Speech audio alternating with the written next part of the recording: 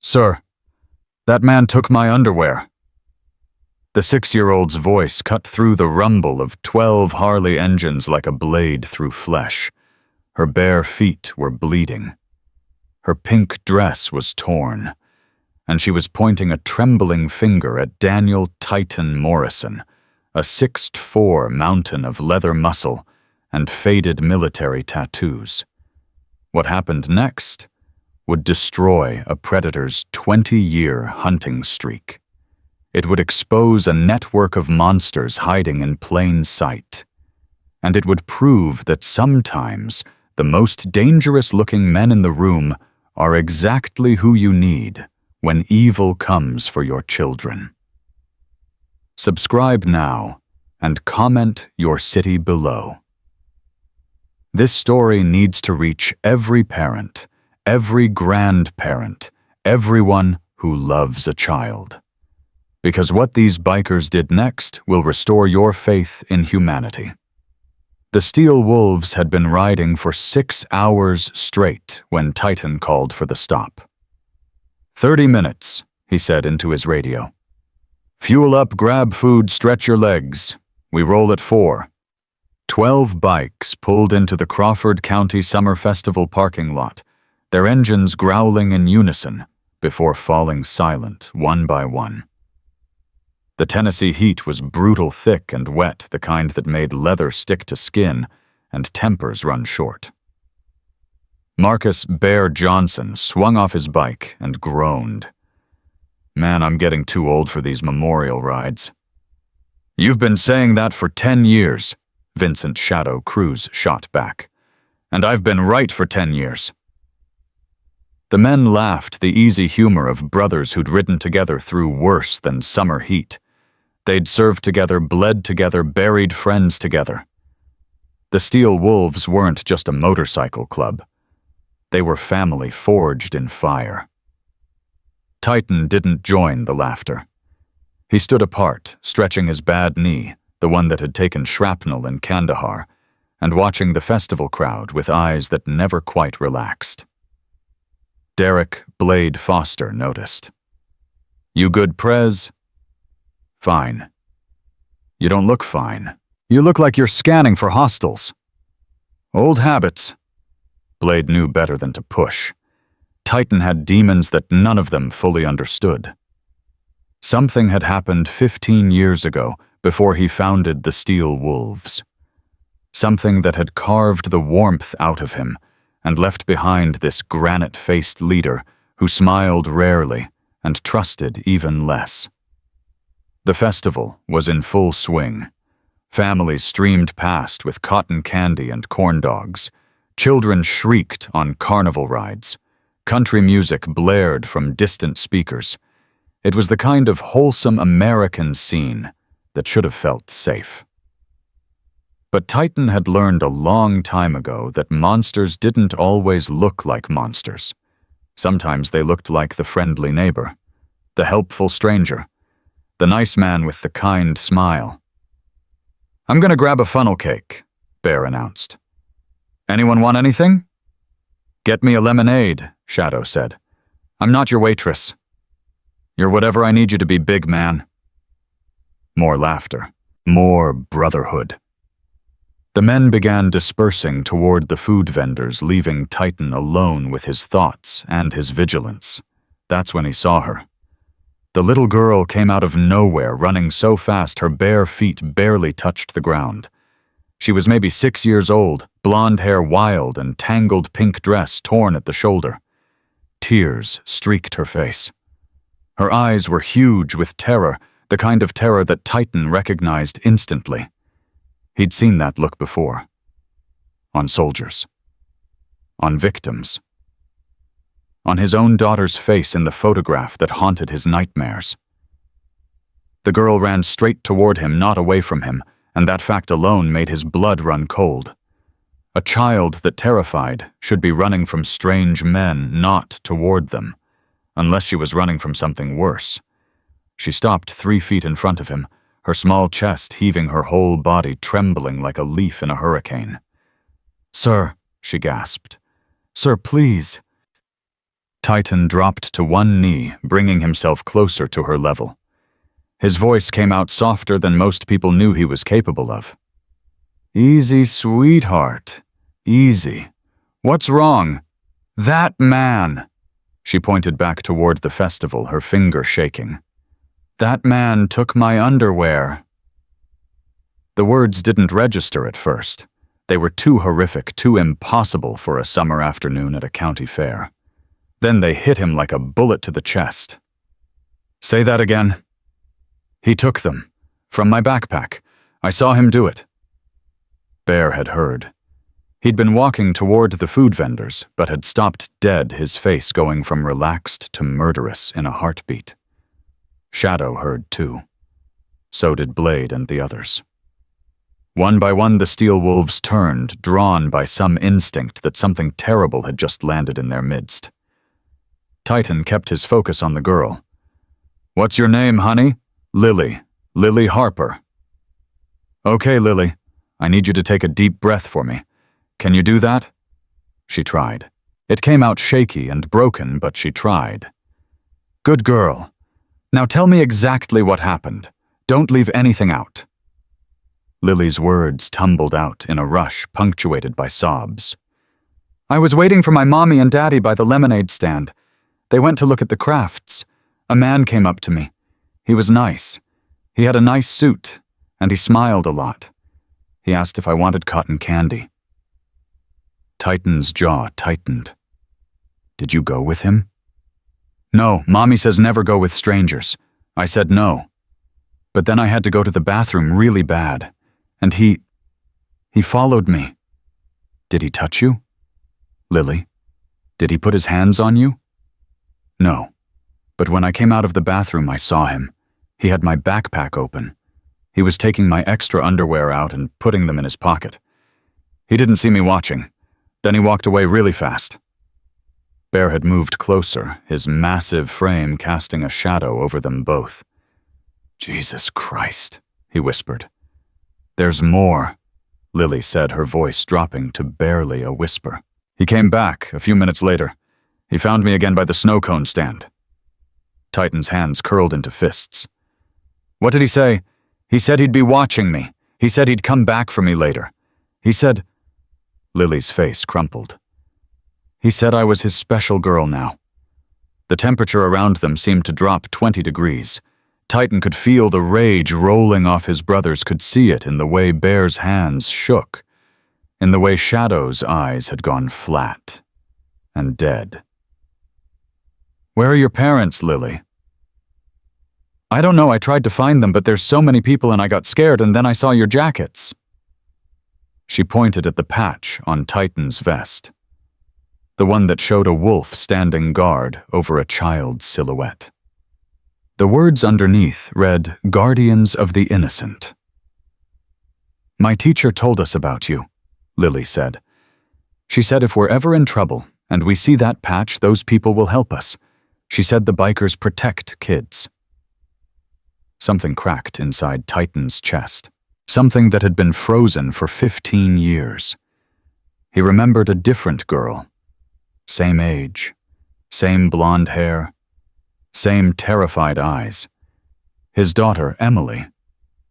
The daughter he'd lost to a predator who was never caught. The daughter whose case went cold because the monster had been careful, had been patient, had known exactly how to disappear. He'd founded the Steel Wolves a year after Emily's funeral. He'd created the Guardians program because he couldn't save his own child, but maybe he could help save someone else's. And now here was Lily Harper, standing in front of him, like a second chance he'd never expected to get. "Lily," he said, his voice rough with emotion he couldn't quite hide, "you did exactly the right thing coming to us. You were brave, real brave. Do you understand me?" She nodded, tears still streaming. "Now I need you to do one more brave thing. I need you to describe this man. Everything you remember. His face, his clothes, anything that stood out. He was old, like my grandpa's age, maybe 50. He had gray hair, but not a lot of it. He was wearing a blue suit with a red tie. And he had glasses with gold frames, and he smiled a lot, but his smile was wrong. It didn't go up to his eyes. Bear muttered something under his breath. Something about what he'd like to do to a man who smiled wrong at little girls. Anything else? He had a name tag, like the kind you wear at church when there's visitors. Did you see the name Gerald? It said Gerald. Titan stood slowly, his bad knee protesting. He looked at his brothers, all of them gathered now, all of them wearing the same expression of controlled fury. Bear, you stay with Lily. Don't let her out of your sight. Find her parents, they're somewhere in the craft tents. On it. Shadow, call 911. Give them everything we've got. Male, approximately 50, gray hair, blue suit, red tie, gold-framed glasses, name tag, reading Gerald. Tell them we have a child victim, and the perpetrator is still on premises. Shadow was already pulling out his phone. Blade, take 3 men and cover the exits. If he tries to leave, you stop him. Understand? You stop him without making a scene. We need this clean. Understood.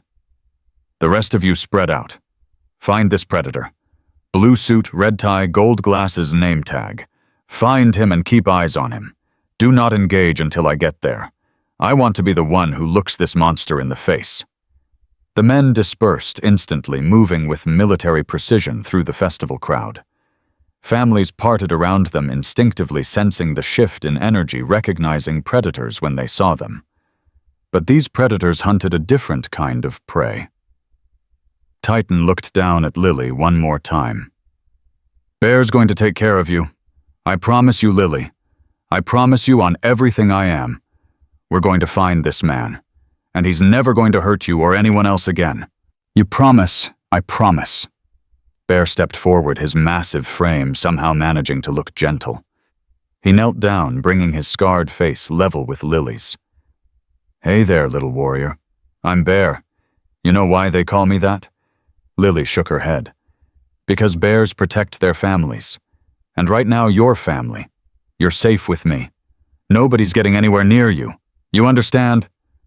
Lily's small hand reached out and grabbed Bear's leather vest, clutching it like a lifeline. Don't leave me. Wouldn't dream of it, sweetheart. Now let's go find your mama and daddy, okay? They're probably worried sick. As Bear led Lily toward the craft tents, Titan turned and started walking into the festival. His boots hit the ground with purpose. His eyes scanned every face, every suit, every name tag. Somewhere in this crowd was a monster named Gerald. A monster who thought he'd found easy prey. A monster who had no idea that his hunting days were about to end. Titan's radio crackled. Shadow's voice came through. Police are en route. ETA 10 minutes. Copy. Titan, they said something else. They've got a file on a Gerald Whitmore. Registered sex offender in 3 states. He's supposed to be in Ohio. They've been looking for him for 2 years. The rage that had been simmering in Titan's chest erupted into a cold, focused fury. This wasn't just a crime of opportunity. This was a practiced predator. A serial hunter of children who had been doing this for years, maybe decades. 2 years, Titan said quietly. He's been out there for 2 years hunting kids. Gets worse. They found his last known address, searched his computer.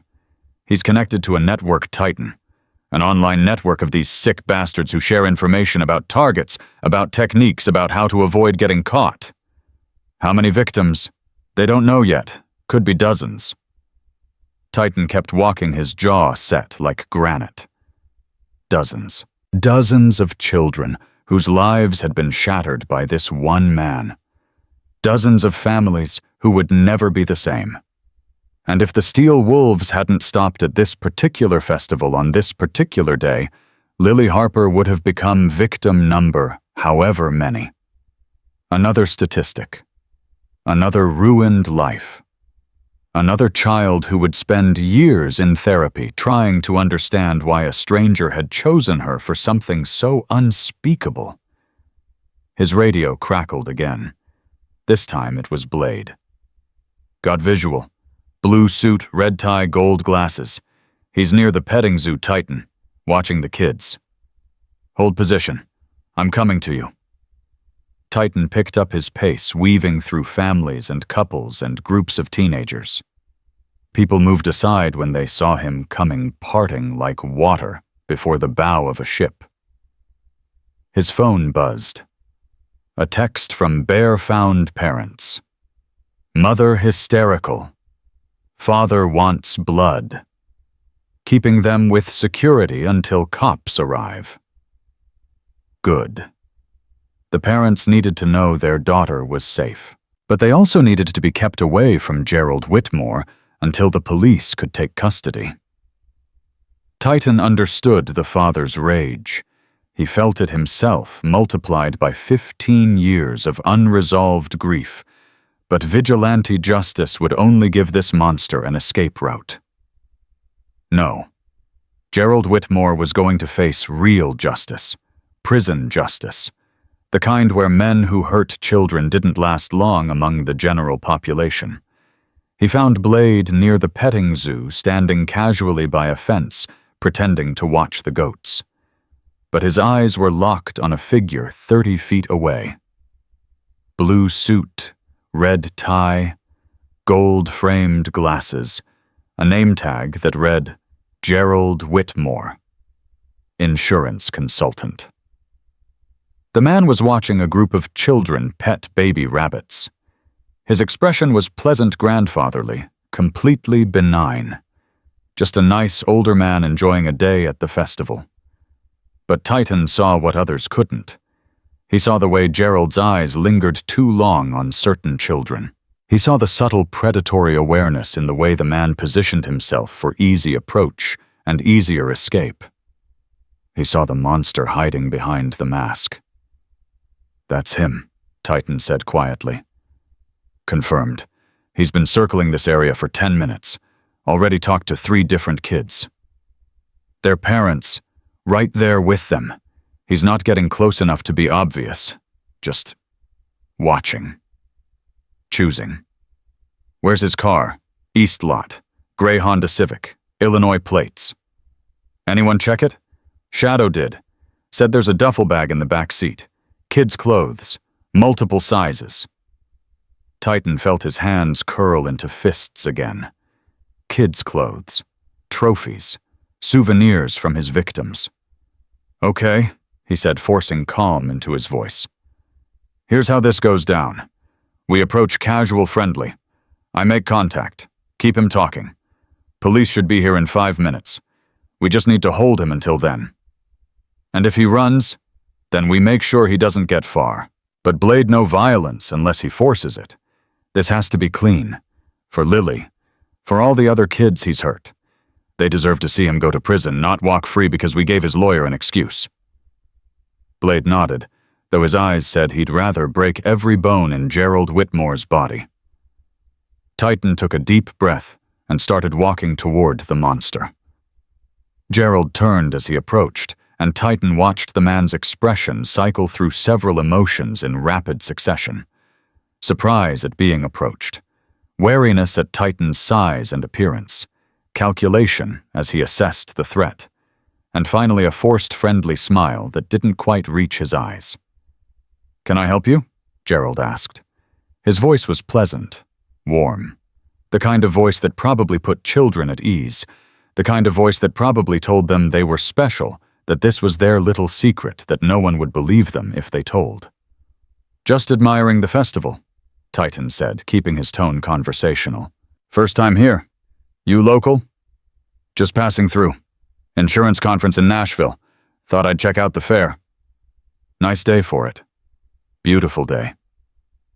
They stood in silence for a moment, both pretending to watch the children at the petting zoo. Titan could feel the wrongness radiating off Gerald Whitmore like heat off asphalt. Could see it in the way the man's eyes kept drifting back to the kids, despite his attempt at casual conversation. "You have children?" Titan asked. Something flickered in Gerald's eyes. "No, never been blessed with that." "Shame. Kids are wonderful." "They really are. So innocent. So trusting." Gerald's voice had taken on a distant quality, almost dreamy. The world hasn't ruined them yet. Titan's jaw tightened. Funny way to put it. Is it? I just mean they haven't learned to be cynical yet. They still believe in goodness, still believe in people. Some people deserve that trust, some don't. Gerald turned to look at him more directly, and for just a moment the mask slipped. Something cold and calculating looked out from behind those gold-framed glasses. That's quite philosophical for a... Gerald paused, letting his eyes travel over Titan's leather vest and tattoos. Biker. I'm a man of many layers. I'm sure you are. The sirens were audible now, growing closer. Gerald heard them too. His body language shifted almost imperceptibly, a slight tensing of muscles, a subtle angling toward an escape route. Sounds like trouble, he said, his voice still casual, but his eyes now scanning the crowd. Sounds like justice. Gerald's head snapped back toward Titan. The mask had slipped further now. The grandfatherly warmth was gone, replaced by something sharp and dangerous. I'm sorry. A little girl named Lily came to us about 15 minutes ago. Said a man in a blue suit with gold glasses took something from her backpack. Said he told her she was his special girl. Said he promised to come back for her. Gerald's face went white. Then in a heartbeat, red with fury. I don't know what you're talking about. Empty your pockets. You can't empty your pockets. Gerald's eyes darted left, right, calculating distances and odds. Blade had moved closer. So had two other steel wolves who had been watching from nearby. The net was closing. This is harassment, Gerald said, his voice rising. I'm going to call my lawyer. You're going to stand here and wait for the police, and then you're going to explain why you have a 6-year-old girl's underwear in your pocket. And then you're going to explain what's in that duffel bag in your car. And then you're going to explain why you've been running from Ohio for 2 years while there's a warrant out for your arrest. The color drained from Gerald's face again. His mask crumbled completely, revealing the coward underneath. I don't know what you're talking about. This is all a misunderstanding. He bolted. Or tried to. He made it exactly 3 steps before Blade's hand closed on his arm like a vice. Let me go, Gerald screamed. Help, these men are attacking me. Someone help. But no one came to help. The families at the petting zoo had backed away, pulling their children close. The crowd around them had formed a loose circle, watching but not interfering. You're not going anywhere, Blade said calmly. Sit down and wait for the cops, or I'll make you sit down. This is assault, I'll sue, You'll what? Titan stepped closer, his voice dropping to something barely above a whisper. You'll call your lawyer, go ahead. Call him. Tell him you were arrested with a child's underwear in your pocket. Tell him about the warrant in Ohio. Tell him about the duffel bag full of children's clothes. See how fast he drops your case. Gerald's struggles weakened. His legs seemed to give out, and only Blade's grip kept him upright. Please, he whimpered. Please, this is all a mistake. I never touched her. Shut up.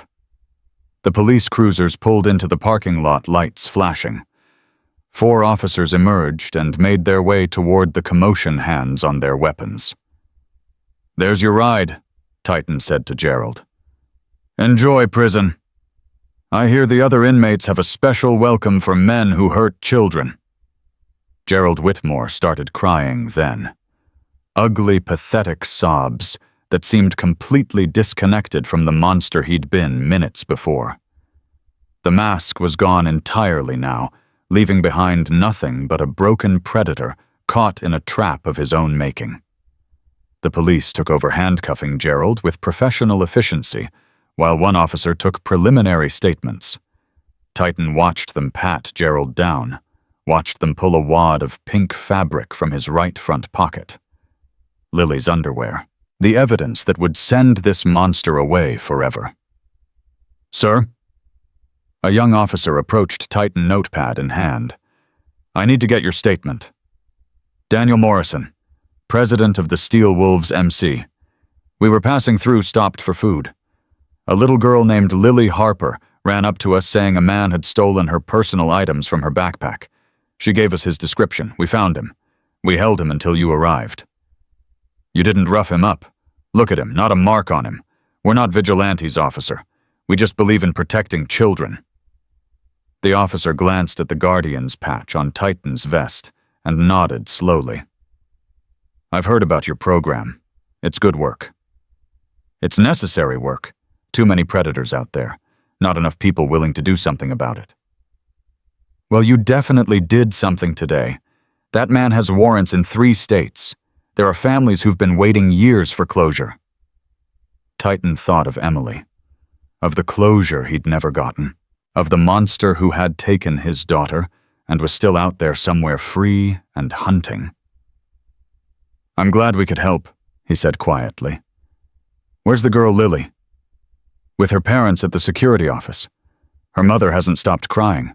Her father wanted to come down here, and I can imagine. Will you come make a full statement? We're going to need everything times what the girl told you how you located the suspect. We'll come.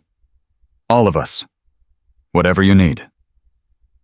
As the police loaded Gerald Whitmore into the back of a cruiser, Titan stood and watched.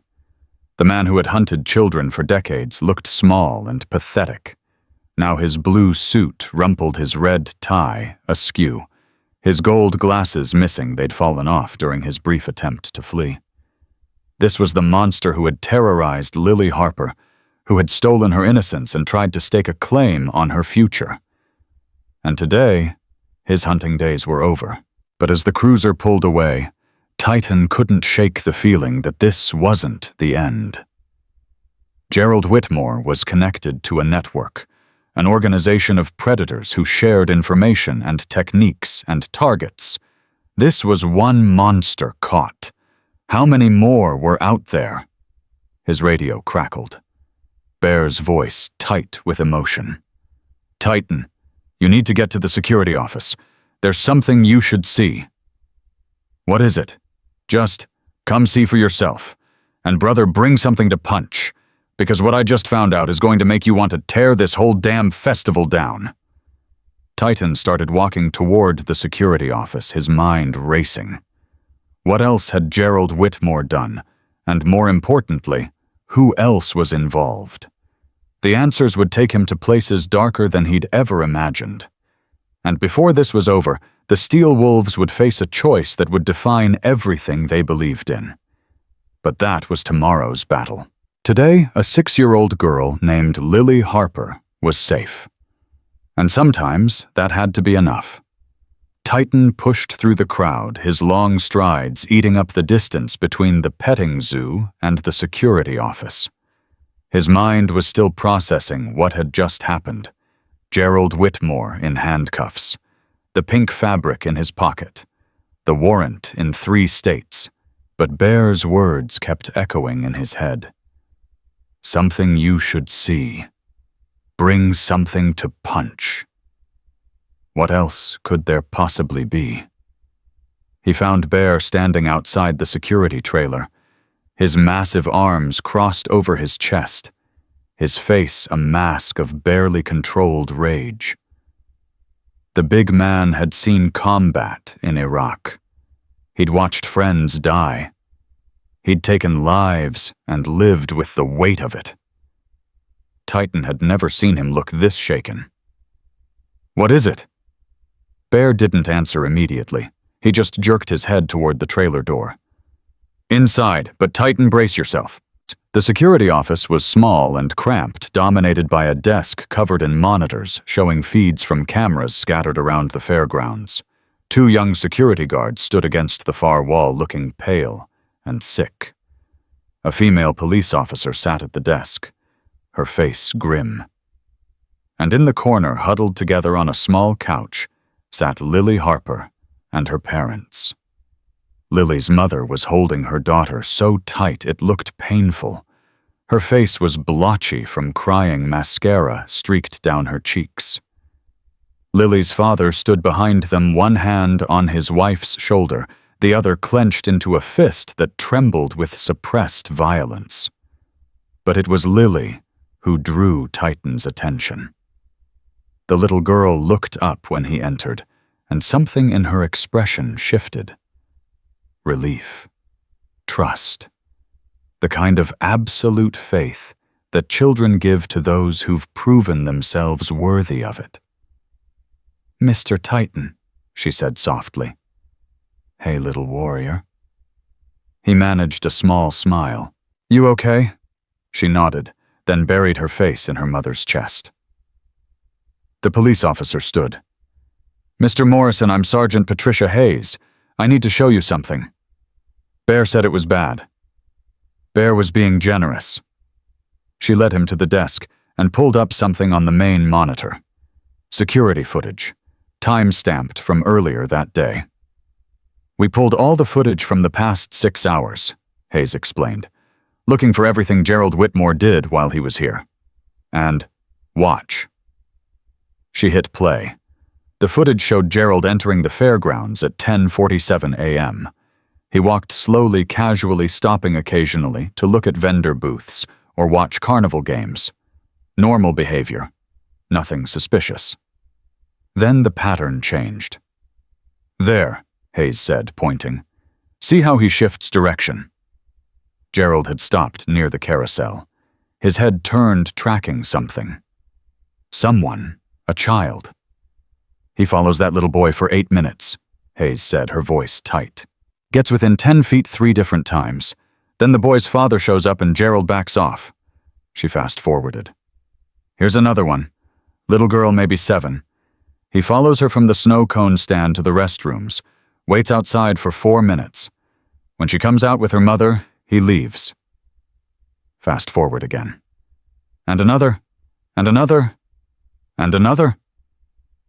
Titan watched his stomach churning as Gerald Whitmore systematically stalked child after child through the Crawford County Summer Festival. Testing approaches, gauging supervision levels, looking for the perfect victim. "How many?"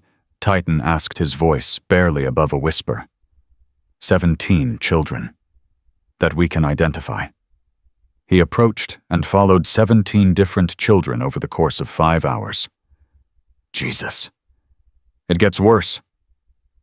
Hayes pulled up another feed. This one showed the area near the lemonade stand where Lily said she'd been waiting for her parents. "Watch this." But Gerald appeared at the edge of the frame. He stopped, his attention immediately fixed on something off-screen. His whole demeanor changed, subtle but unmistakable to anyone who knew what to look for. The predator had found his prey. He approached, spoke. The conversation lasted maybe 30 seconds before a small blonde figure, Lily, shook her head and stepped back. Gerald smiled, nodded, walked away. But he didn't go far. "He circles back 4 times in the next 20 minutes, Hayes said, always keeping her in sight, waiting for his moment. The footage showed Lily heading toward the portable restrooms. Gerald followed at a distance, then veered toward the family area where backpacks and bags were stored on a rack. "There," Hayes pointed. Gerald's hand dipped into a pink backpack. Quick, practiced, professional. He withdrew something small, tucked it into his pocket, and walked away. "That's when Lily came out and saw him," Titan said. "She's lucky. If she'd been 30 seconds later, she never would have known. And he'd have come back for her." Titan turned away from the screen. His hands were shaking not from fear, but from rage so intense it felt like fire in his veins. "You said it gets worse." "We ran his plates, got access to his vehicle. What we found," Hayes paused, seeming to gather herself. "There's a duffel bag in his car, children's clothing, 23 items, different sizes, different ages, boys and girls, all underwear." The room went silent. 23, Titan repeated. "At minimum, those are just the ones he kept, trophies." Behind him, Lily's mother made a sound, something between a sob and a scream. Her husband pulled her closer, his own face contorted with horror and helpless rage. "There's more," Hayes continued, though she looked like she'd rather be anywhere else.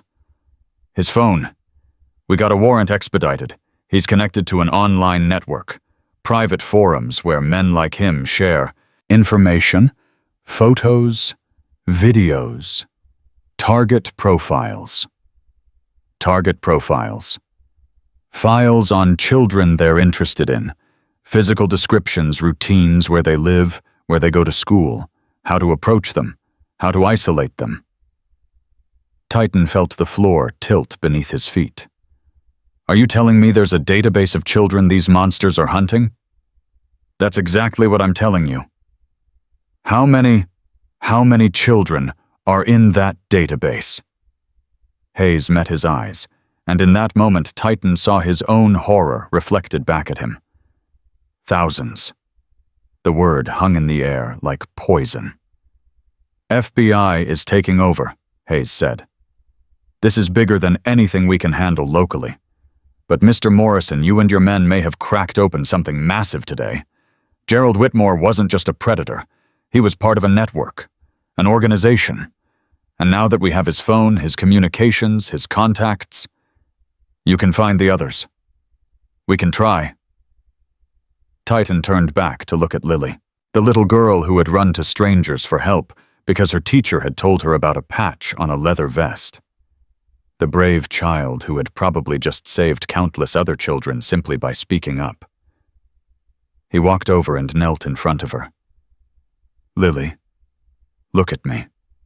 She lifted her head, her eyes red-rimmed but dry now. "What you did today was the bravest thing I've ever seen. You understand me? You didn't just save yourself. You saved other kids too, lots of them." "I did. You did. Because you spoke up. Because you found help. Because you didn't let him win." Lily's lower lip trembled. "I was so scared." "I know. That's what makes it brave, being scared and doing the right thing anyway." Her father stepped forward. His voice was thick when he spoke. "Mr. Morrison, I don't know how to thank you. If she hadn't found you, if you hadn't believed her, if—" "Don't," Titan said, standing. "Don't thank me. Thank your daughter. She did all the hard work." "But you listened. Do you know how many people would have just dismissed a crying child, assumed she was making it up?" Titan thought of Emily again, of the reports that were filed and ignored, of the warnings that went unheeded, of the monster who kept hunting because no one took a scared child seriously. "Too many," he said quietly. "That's why we do what we do." His radio crackled. Shadow's voice. "Titan, we've got a situation." "What kind of situation?" "Gerald Whitmore's not the only one we should be worried about. I just talked to the feds. They're pulling data from his phone right now, and they found something." "What? Another member of his network, someone who's been messaging him for the past 2 hours." Titan's blood went cold. "Messaging him about what?" "About Lily. Gerald sent her photo to the group chat at 11:15 this morning. Asked for acquisition assistance. Someone responded saying they were in the area and could help." "Are you telling me there's another predator here at this festival?" "That's exactly what I'm telling you. And Titan, the messages suggest he's already made contact with a child, a different child, within the last hour." The world seemed to narrow to a single point. One monster was in custody, but another was still hunting. Still out there among the cotton candy and carnival rides, stalking a child who had no idea they were in danger. Description: white male, late 30s, brown hair, wearing a yellow polo shirt, goes by Lighthouse in the chat. "I'm on my way." He turned to Hayes. "There's another one, someone from Whitmore's network. He's here at this festival right now." Hayes was already reaching for her radio. All units, we have a possible second suspect on premises." Titan didn't wait to hear the rest. He was out the door and moving before she finished speaking, Bear falling into step beside him. "You heard?" Titan asked. "I heard. Yellow polo, brown hair, late 30s.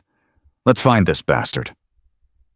They moved through the festival like sharks through water, their eyes scanning every face, every shirt, every interaction between adults and children. The other steel wolves had received the same information and were converging from different directions, a net closing around a prey who didn't know he was being hunted. "There." Bear grabbed Titan's arm. "By the balloon vendor." Titan looked. Yellow polo shirt, brown hair, late 30s. The man was talking to a woman holding a toddler, his body language friendly and open. Too friendly. Too open. "That's him. We sure could just be some guy. Look at his left hand." Bear looked. The man's left hand was in his pocket, fidgeting with something. The same nervous tell Gerald Whitmore had exhibited. Son of a bitch. "Don't approach, not yet. See if he makes a move. If he's innocent, we let him walk. If he's not..." They didn't have to wait long. The man said something to the woman, smiled, and walked away. But he didn't leave the area. He circled around behind a game booth and emerged on the other side, his eyes tracking the woman and her toddler as they moved toward the exit. Then his gaze shifted, fixed on something else. A little boy, maybe 5 years old, standing alone near a trash can, eating a corn dog, looking around with the confused expression of a child who'd lost sight of his parents. The man in the yellow polo started walking toward him. "Move," Titan said. They cut through the crowd on an intercept course, reaching the boy just as the man did. Titan stepped between them, his bulk blocking any approach. "Hey, buddy," he said to the child, keeping his voice light. "You looking for your mom and dad?" The boy nodded, his eyes huge. "That's okay. We'll help you find them. What's your name?" "Tyler." "Nice to meet you, Tyler. I'm Titan. This is Bear. We're going to stay right here with you until your parents come back, okay?" "Okay." The man in the yellow polo had stopped, his expression shifting through confusion, irritation, and then carefully concealed panic. He knew. He knew he'd been made. "Can I help you with something?" the man asked, his voice tight. Titan turned slowly, putting himself fully between the man and the child. "No, but the police might be able to help you." "I'm sorry. Yellow polo, late 30s, brown hair. You match the description of a person of interest in an ongoing investigation." The man's face went pale. "I don't know what you're talking about." "Really?" "Because a man named Gerald Whitmore was just arrested. And his phone shows he's been in contact with someone called Lighthouse, someone who offered to help him acquire a target." "I've never heard of anyone named Gerald Whitmore." "Then you won't mind waiting here while the police sort this out." The man's eyes darted left-right, calculating his options. Bear had moved to flank him. Other steel wolves were approaching from various directions.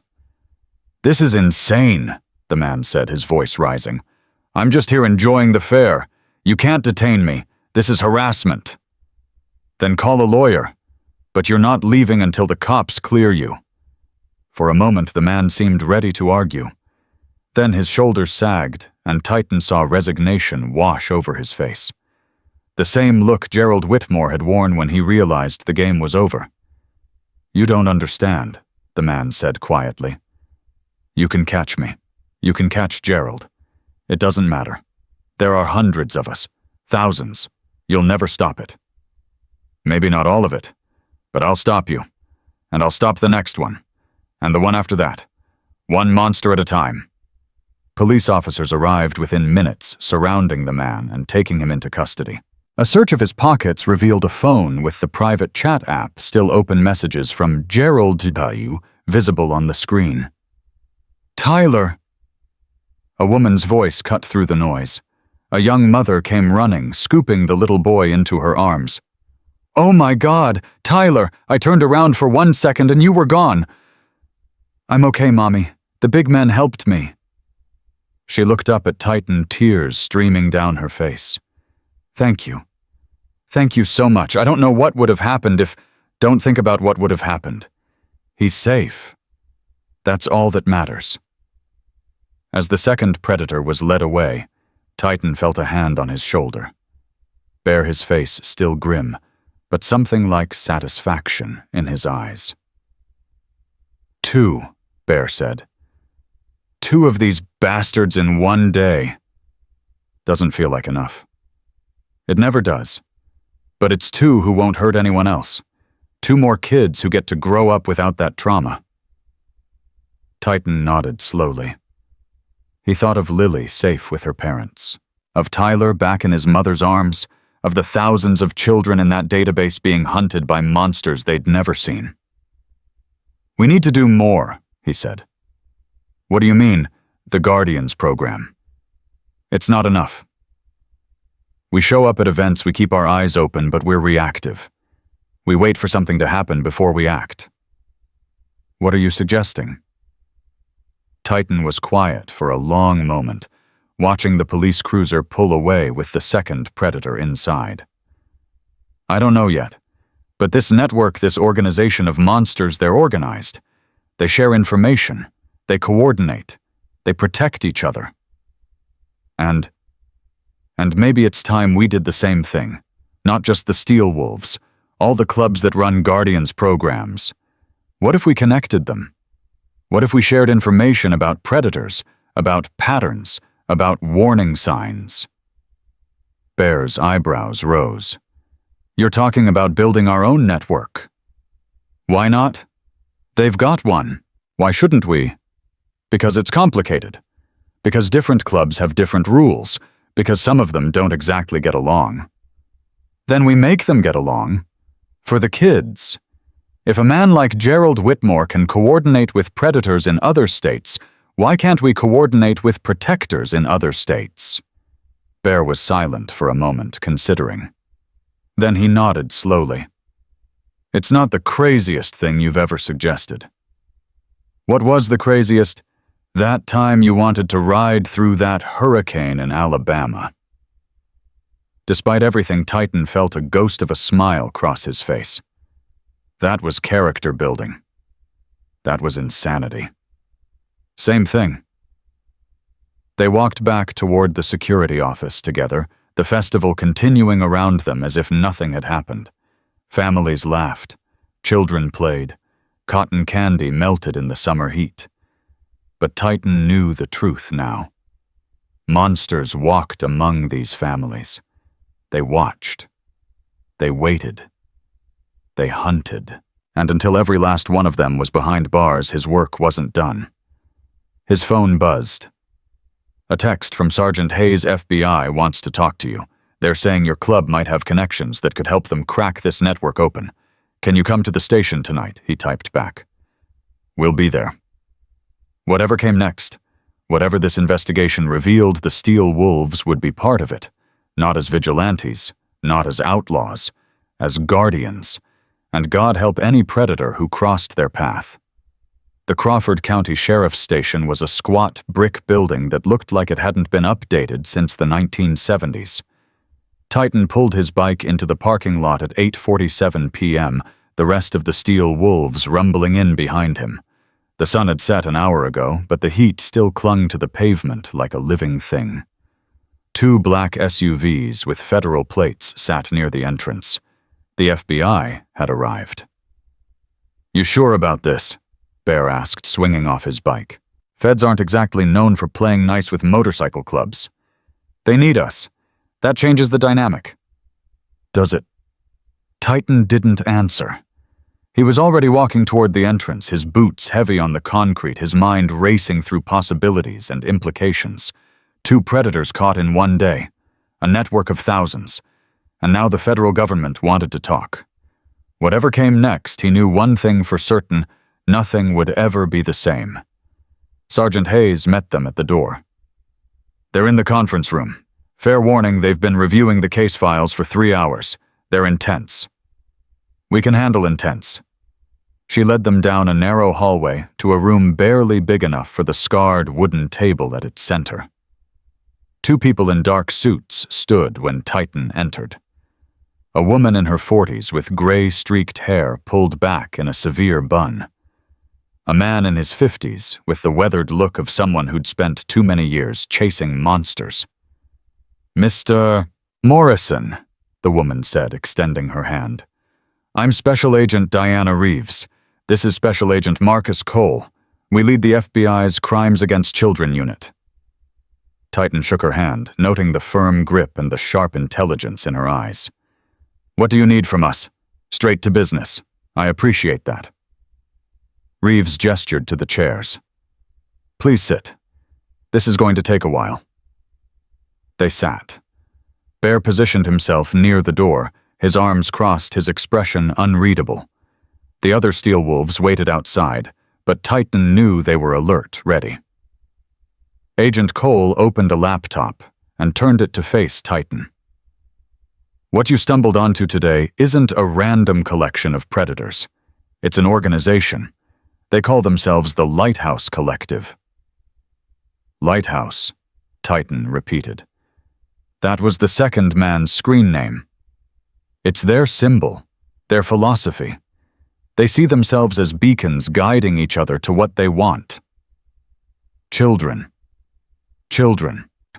Cole's voice was flat with disgust. "The network has been operating for at least 15 years. Members across 47 states and 12 countries. They share information techniques, target profiles. They warn each other about law enforcement activity. They provide alibis for each other." Reeves leaned forward. "Gerald Whitmore has been a member for 11 years. In that time, we believe he's victimized at least 34 children. Possibly more."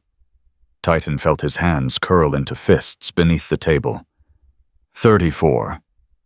That we know of. The man you caught today, his name is Richard Byrne, has been active for 6 years. 14 confirmed victims. And they were working together today. They communicate through encrypted channels. When one member identifies a potential target, they can request assistance from other members in the area. Byrne was responding to Whitmore's request. "Acquisition assistance," Titan said, remembering Shadow's words. "That's what the message said. That's their term for it. Like they're shopping for merchandise instead of hunting children." The room went silent. Titan could hear Bear's breathing behind him slow, and controlled the sound of a man keeping his rage in check through sheer force of will. "Why are you telling us this?" Titan asked. "You could have just taken our statements and sent us on our way." Reeves and Cole exchanged a glance. Something passed between them, a decision, an agreement. "Because we need help," Reeves admitted. "The Lighthouse Collective has evaded us for 15 years. Every time we get close, they scatter. They have protocols for this. Warning systems, escape plans. We've arrested dozens of members, but we've never been able to take down the core leadership. And you think we can help how?" Cole pulled up another screen on his laptop. "The Guardians of the Innocent program, your network of motorcycle clubs. You have chapters in 38 states. Members who attend community events, school functions, public gatherings.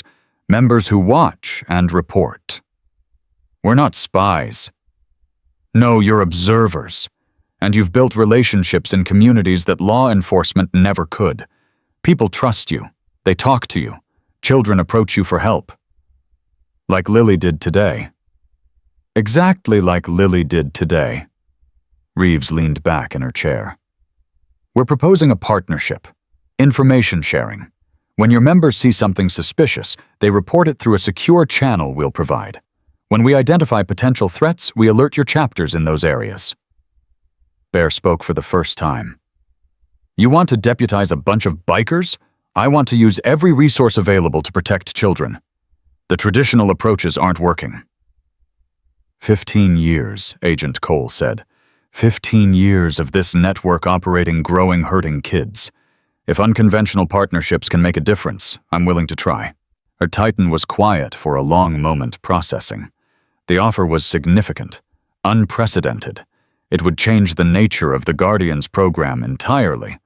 But it was also an opportunity, a chance to do more than just react to threats, a chance to hunt the hunters. "What about the rest of the network?" he asked. "Whitmore and Byrne are in custody, but you said there are thousands of members." "That's the other thing we wanted to discuss." Cole typed something on his laptop, and a new image appeared on the screen. When we accessed Whitmore's phone, we found something unexpected. The image showed a chat log, messages between Whitmore and someone with the screen name Architect. "Architect is the founder of the Lighthouse Collective," Cole explained. "He created the network, runs it, sets the rules. No one knows his real identity. Members only communicate through encrypted channels using aliases." But Whitmore was different. He was one of the original members. He and Architect go back to the beginning. And in their private conversations, Architect let something slip. Cole zoomed in on a message dated 3 weeks ago. Titan read it, and his blood turned to ice.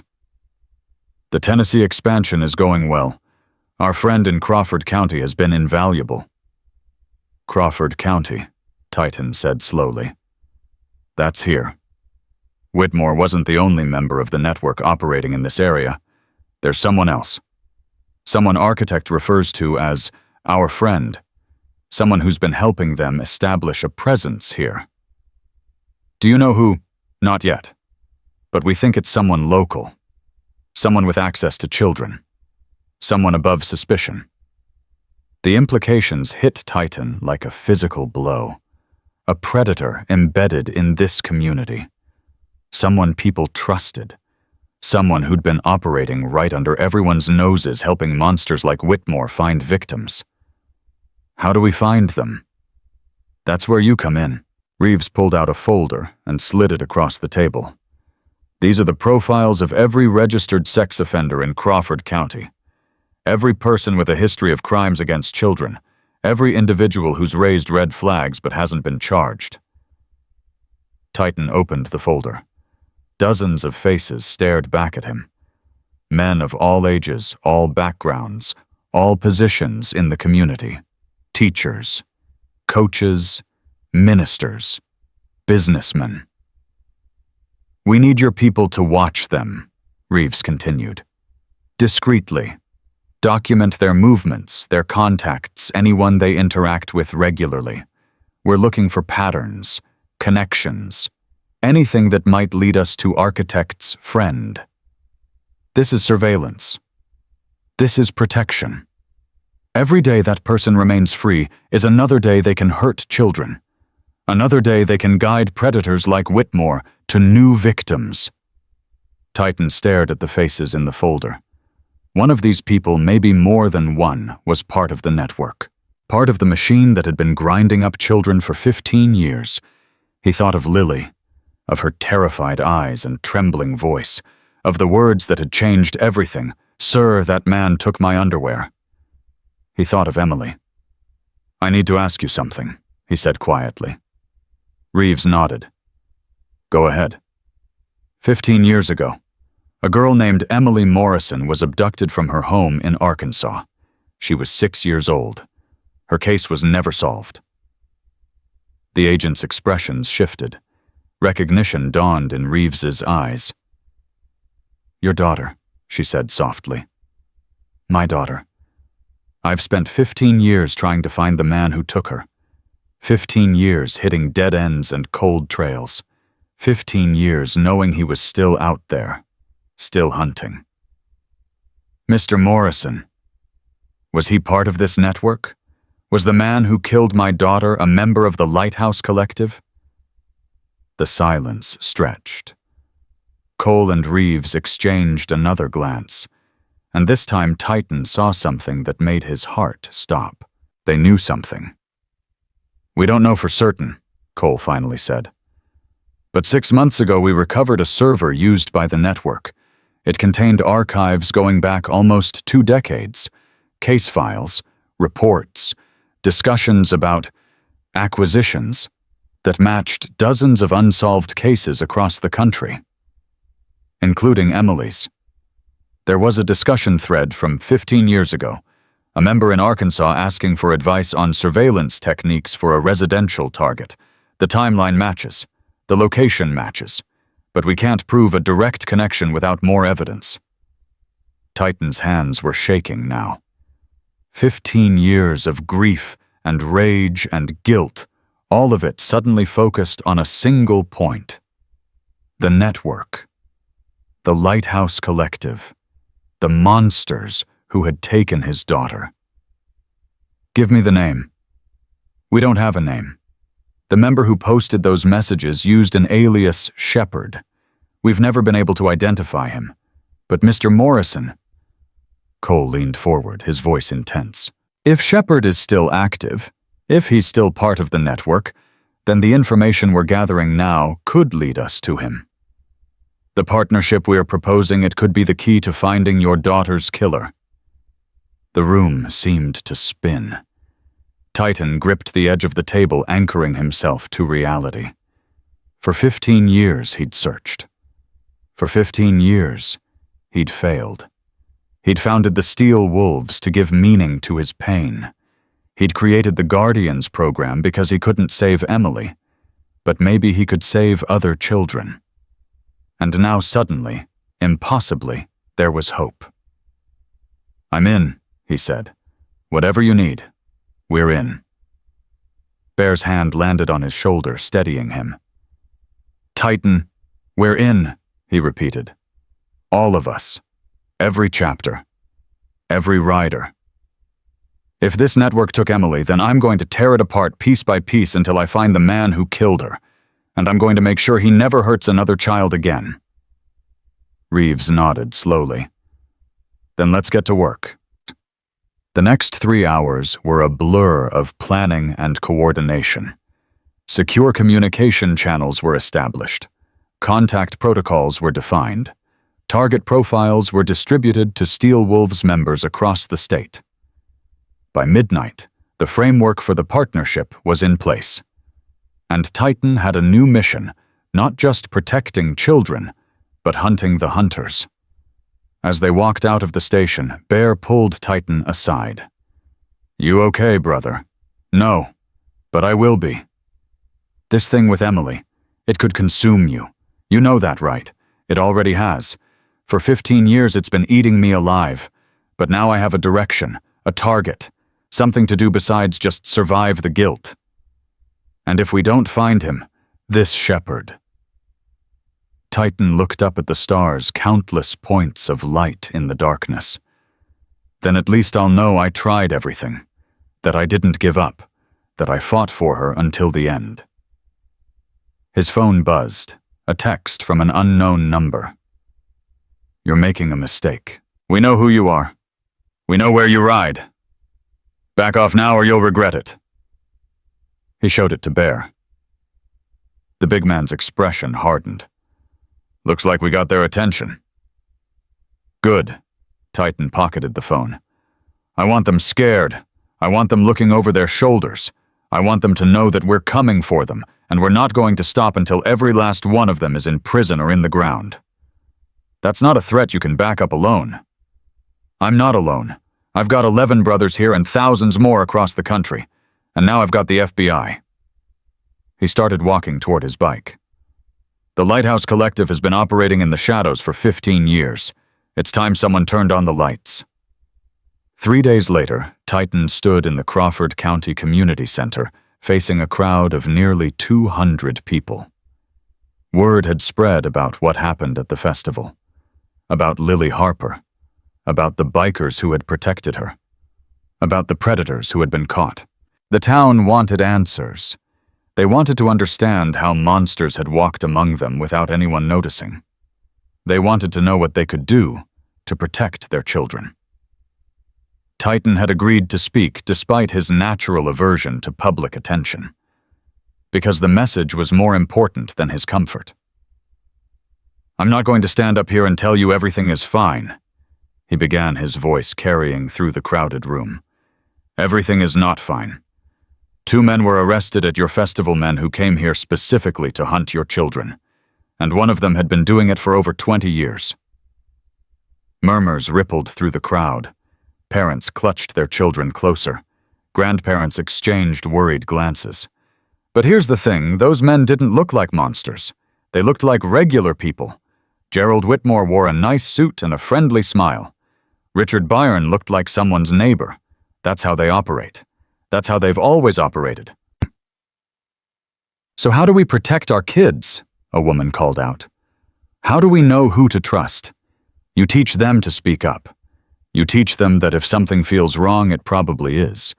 You teach them that there are people who will listen, who will believe them, who will help. He pointed to the Guardian's patch on his vest. A 6-year-old girl named Lily saw this patch and remembered what her teacher told her, that if she was ever in trouble, people wearing this symbol would help. And when she found herself in the worst moment of her life, she ran to us instead of running away. That little girl's courage is why Gerald Whitmore is in prison tonight. Her courage is why Richard Byrne is facing charges. Her courage is why we discovered a network of predators that's been hurting children for 15 years. "A network," someone shouted. "What network?"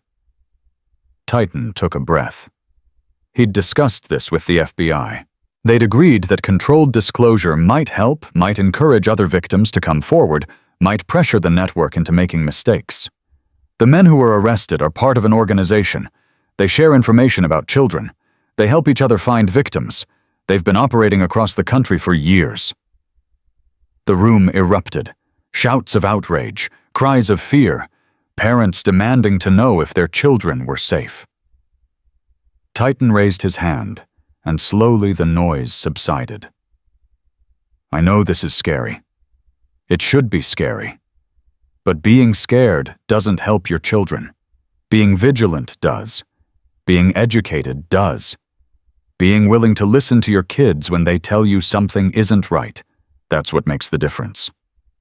"What are you going to do about it?" a man near the back demanded. "You caught 2 of them. What about the rest?"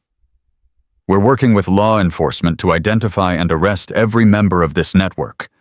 But we can't do it alone. We need the community's help. If you see something suspicious, report it. If your child tells you an adult makes them uncomfortable, take it seriously. If you have information about anyone who might be involved in crimes against children, come forward." An elderly woman stood up, her voice trembling. "My grandson. 3 years ago, he told me a man at his school made him feel scared. I didn't. I thought he was just being dramatic. I told him to be polite to adults." Tears streamed down her face. What if I was wrong?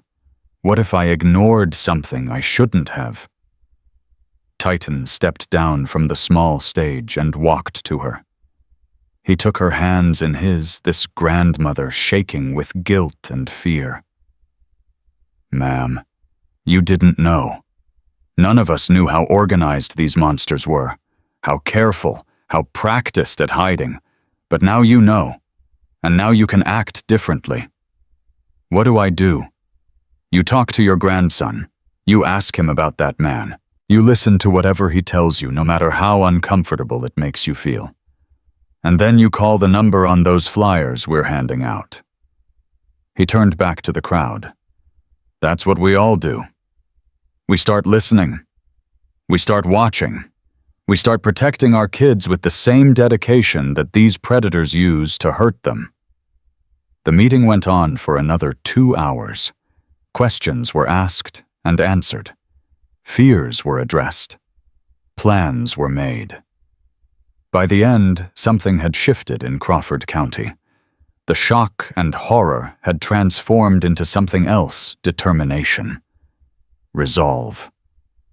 A community awakening to a threat it had ignored for too long. As the crowd dispersed, a man approached Titan.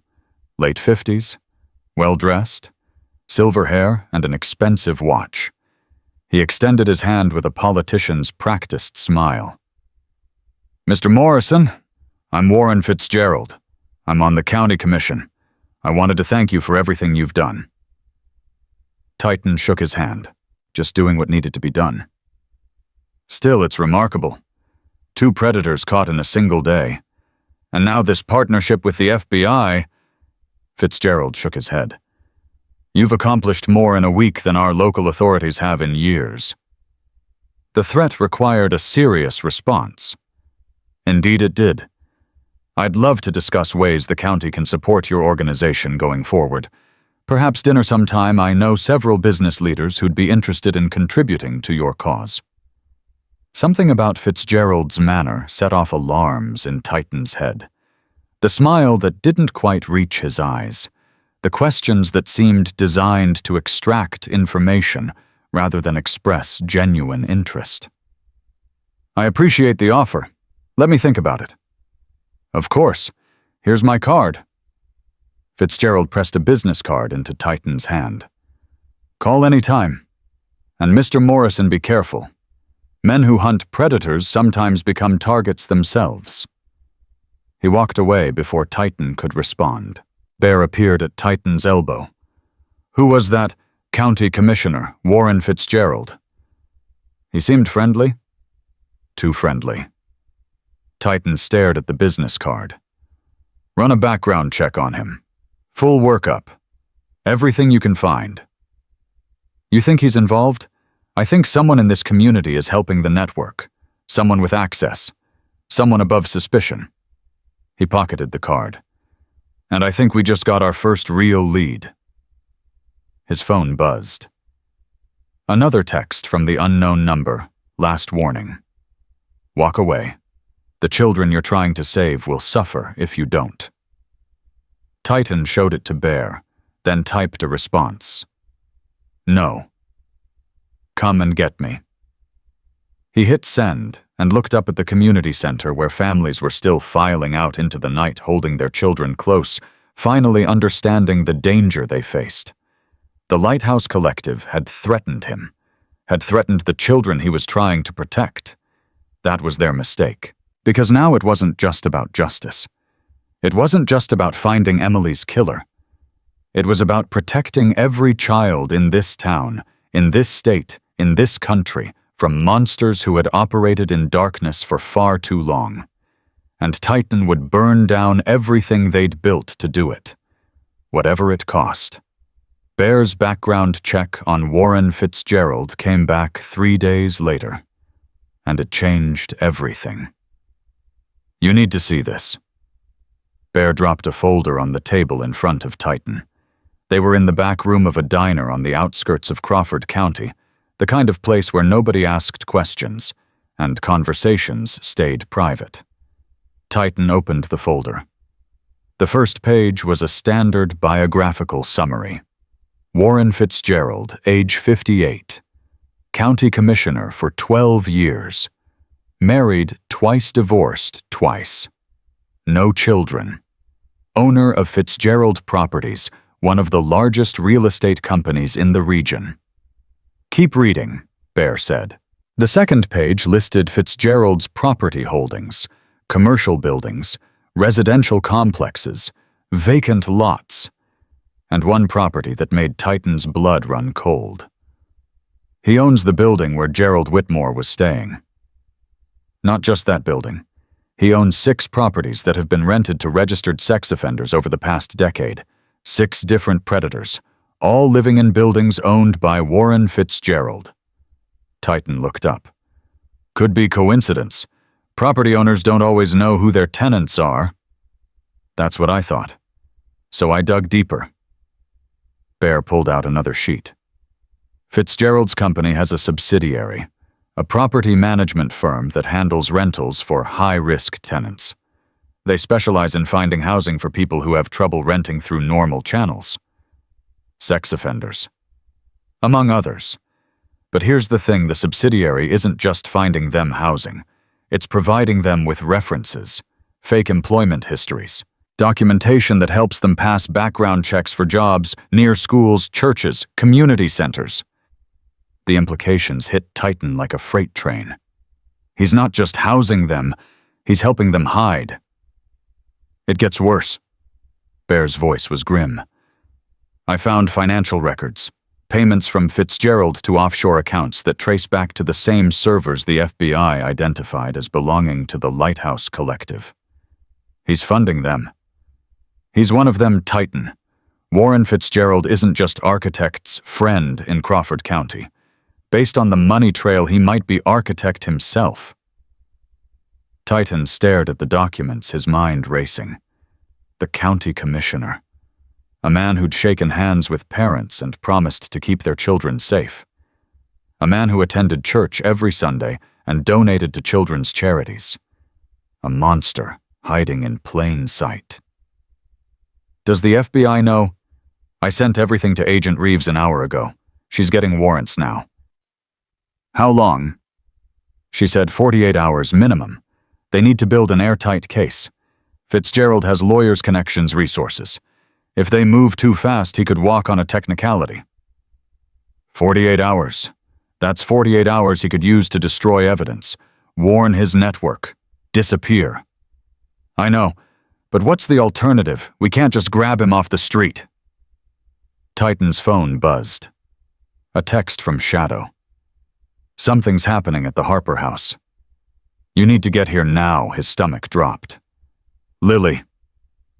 20 minutes later, Titan's bike skidded to a stop in front of the Harper residence. 2 police cruisers were already there, lights flashing. A small crowd had gathered on the sidewalk, neighbors watching with worried expressions. Shadow met him at the curb. Someone broke in. About an hour ago. Family wasn't home, thank God. What did they take? Nothing. But they left something. Shadow led him around to the back of the house where Sergeant Hayes stood guard over a broken window. Glass littered the ground. The back door hung open. Mr. Morrison? Hayes's face was pale. You need to see what's inside. The kitchen table had been cleared. In its place sat a single photograph Lily Harper taken at the festival, walking toward the lemonade stand. A red circle had been drawn around her face. Beneath the photograph, written in black marker, "We told you to stop." Titan's hands shook as he picked up the photo. Rage and fear warred inside him, each emotion fighting for dominance. Where's the family? At the station. We're putting them in protective custody until we figure out who did this. It was the network, the Lighthouse Collective. This is retaliation for what happened at the festival. We figured as much, but proving it is another matter. Where's Fitzgerald? Hayes frowned. The commissioner. He's at his office, I assume. Why? Titan didn't answer. He was already walking back toward his bike, pulling out his phone to call Agent Reeves. She answered on the first ring. I was just about to call you. We have a problem. I know. Someone broke into Lily Harper's house, left a threatening photo.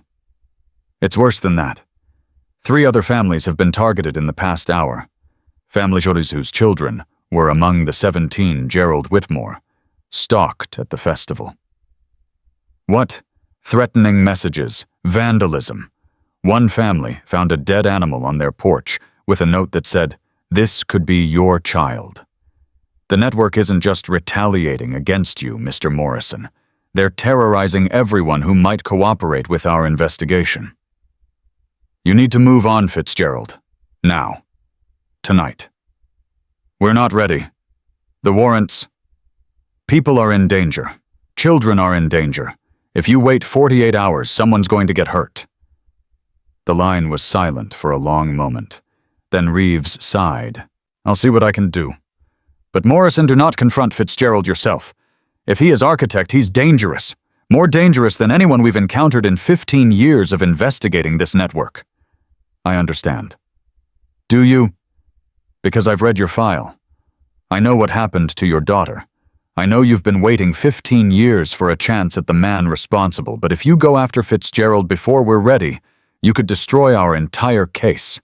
You could let every predator in that network walk free. Titan closed his eyes. Emily's face floated before him, her smile, her laugh, the way she used to run to him when he came home from deployment. The memories that haunted him. the ghost that drove him. I won't move on Fitzgerald, not yet, but I need something in return. What? Protection for the families. Real protection. Not just patrol cars driving by every few hours. I want armed guards, safe houses, whatever it takes to keep these kids safe until you can make your move. That's a lot of resources. These people trusted us. They came forward because we told them it was safe to talk. If we let the network terrorize them into silence, we're no better than the predators we're hunting. Another pause. Then I'll make it happen. But Morrison, stay away from Fitzgerald. Promise me. I promise. He hung up and found Bear watching him with knowing eyes. You're not going to stay away from him, are you? I promised I wouldn't move on him. I didn't promise I wouldn't watch him. Bear nodded slowly. Where do you want us? I want eyes on Fitzgerald around the clock. Discreet. Don't let him know we're watching. If he tries to run, if he tries to destroy evidence, if he makes any move toward any child, we take him down. FBI be damned. And if he's innocent? Titan looked at the photograph still clutched in his hand. Lily's face circled in red. A 6-year-old girl marked for terror because she'd had the courage to speak up. He's not innocent. Men like him are never innocent. The next week was chaos. The FBI moved faster than expected, obtaining emergency warrants based on the escalating threats. Fitzgerald's office was raided. His computers were seized. His properties were searched. What they found was worse than anyone imagined. 23 victims, Agent Reeves told Titan in a private meeting at the sheriff's station. 23 children across 8 states over 15 years. That's just Gerald Whitmore. Fitzgerald's records suggest he facilitated crimes against hundreds more. Facilitated how? He matched predators with victims. His property management company was a front, a clearinghouse where members of the network could find housing near schools jobs with access to children communities with weak oversight. He was the connector, the enabler, the man who made everything possible. And Shepard, the one who might have taken Emily. Reeves hesitated. We found references to Shepard in Fitzgerald's files, communications going back 17 years. But Fitzgerald wasn't Shepard himself. He was Shepard's handler. The person who directed his activities, chose his targets, helped him avoid detection. Does Fitzgerald know who Shepard really is? If he does, he's not talking. He lawyered up the moment we arrested him. Hasn't said a word since. Then make him talk. It doesn't work that way. We have rules, procedures, rights that even monsters are entitled to. Those monsters didn't give Emily any rights. They didn't give Lily any rights. They didn't... I know. Reeves's voice was soft but firm. I know what they did. I know how badly you want answers. But if we cut corners, if we violate his rights, his lawyers will get everything thrown out. He'll walk, and every other predator in that network will learn from his example. Titan wanted to argue, wanted to rage, wanted to tear down the walls of this station and find Warren Fitzgerald and make him talk through sheer force of will. But he knew Reeves was right.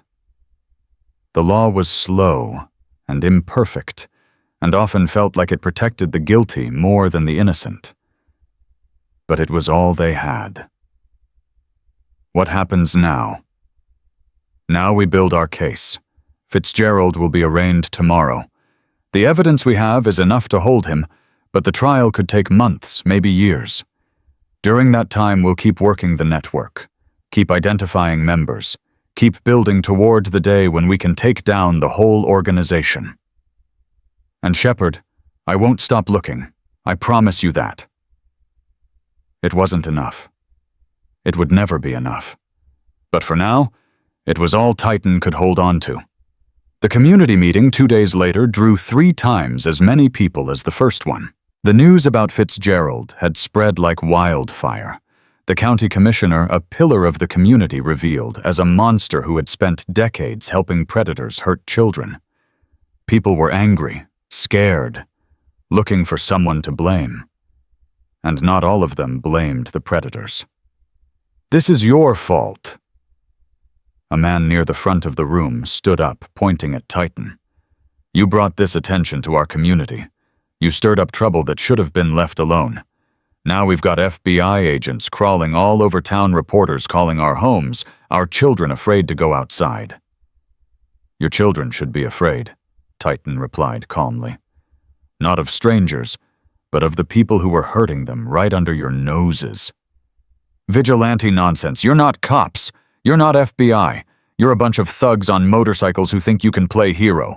Well, look what your heroics got us: chaos and fear and a community torn apart. Would you prefer we'd done nothing, that Lily Harper had been taken by Gerald Whitmore while you looked the other way?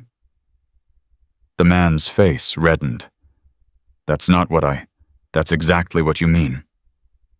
Lily's father stood up from across the room, his voice shaking with emotion. My daughter ran to these men because she knew they'd help her. She was right. They stopped a monster. They saved her life.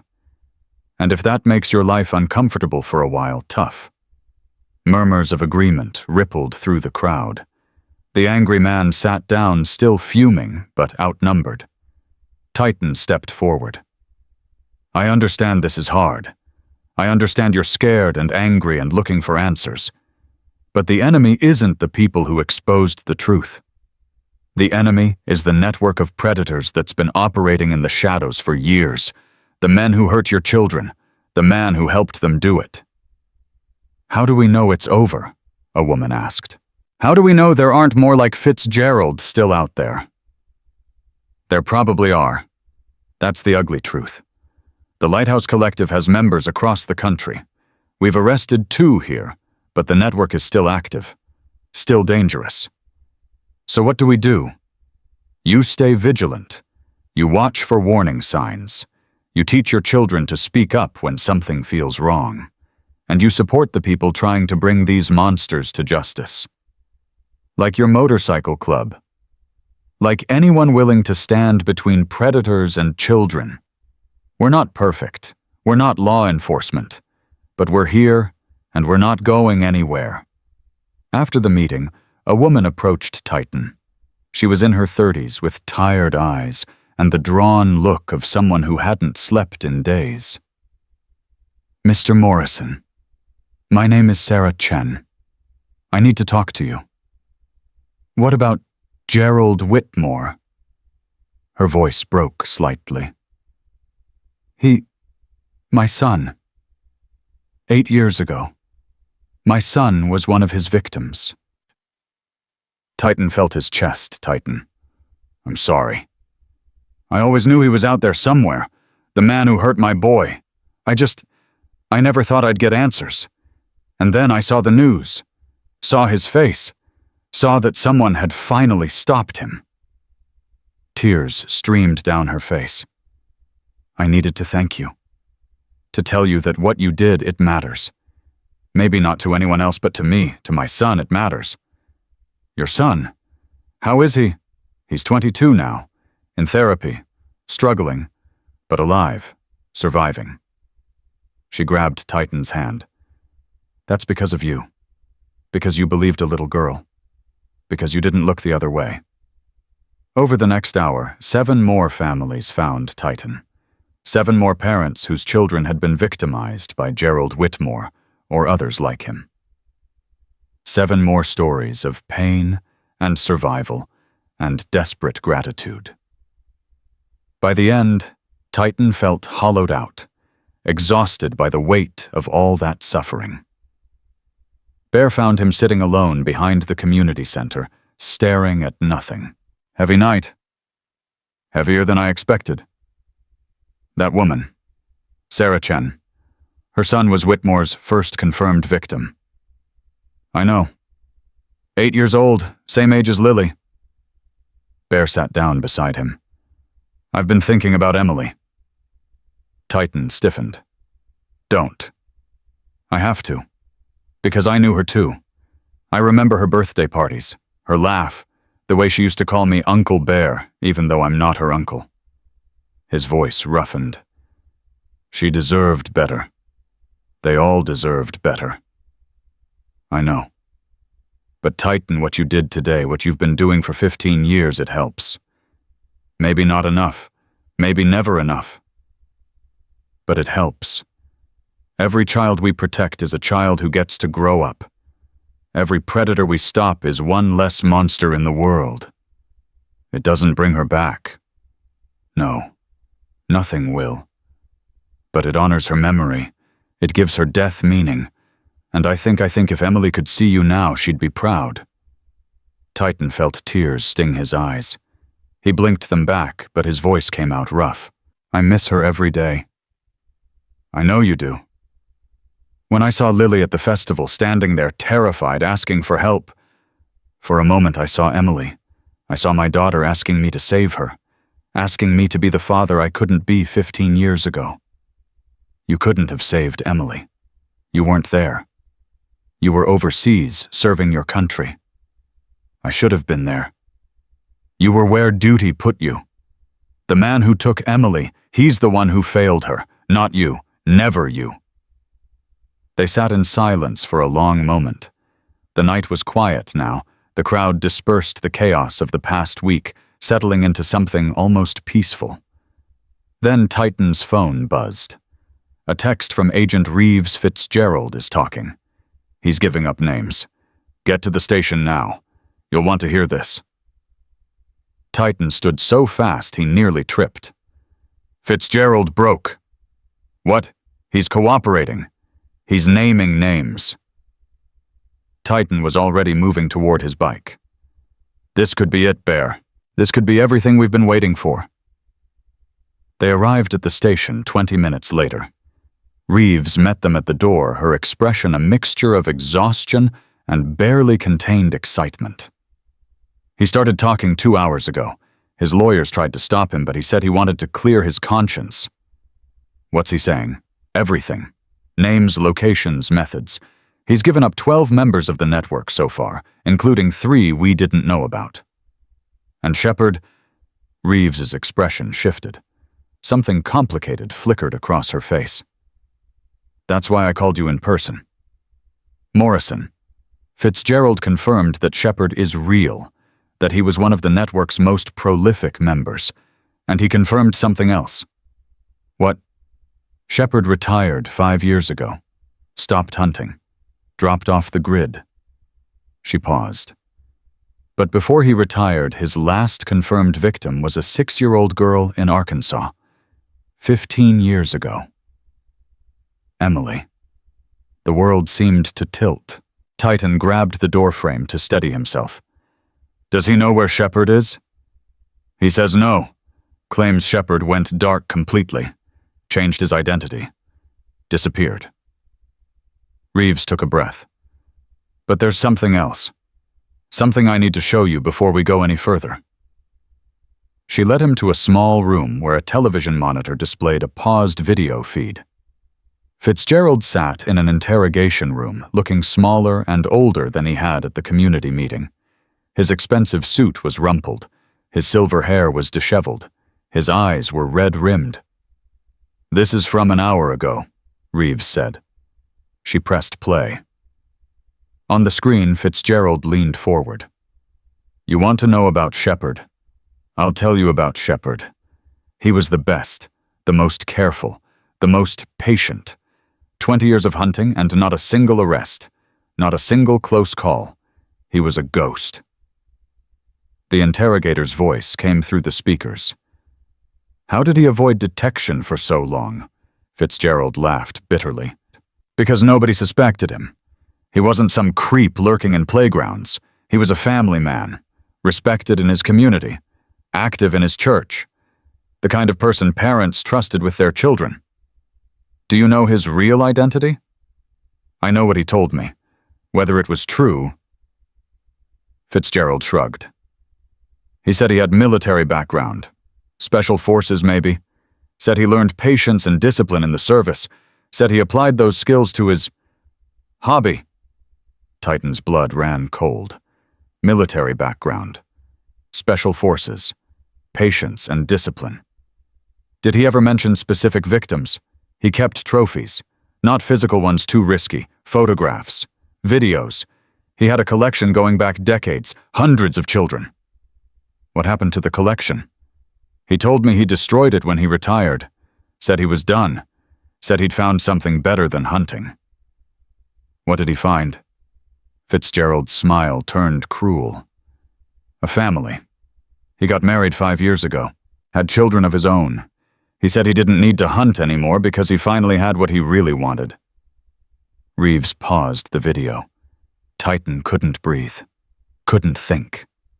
A monster who had taken his daughter, who had destroyed his world, was now living somewhere with a family of his own. With children of his own. "We're working every angle," Reeves said quietly. "Military records, marriage licenses, anything that might help us identify him. But Morrison, it could take time. Years, maybe. He was careful. Meticulous. He didn't leave trails. There has to be something. Some clue. There might be." Reeves pulled out a folder. "Fitzgerald gave us one more piece of information. Shepard had a distinctive mark. A tattoo on his left shoulder. A lighthouse with a broken beam. The symbol of the network, branded into the flesh of the man who had killed his daughter. Find him," Titan said, his voice barely above a whisper. "Whatever it takes. However long it takes, find him. Find." "We will. I promise you we will." But as Titan walked out of the station into the cool night air, he knew that promises weren't enough. Somewhere out there, a monster was living a normal life, playing with his children, kissing his wife, pretending to be human. And Titan wouldn't rest until he found him. Until justice was finally served. Until Emily could rest in peace. 3 months passed. Autumn stripped the trees bare, and winter settled over Crawford County like a cold gray blanket.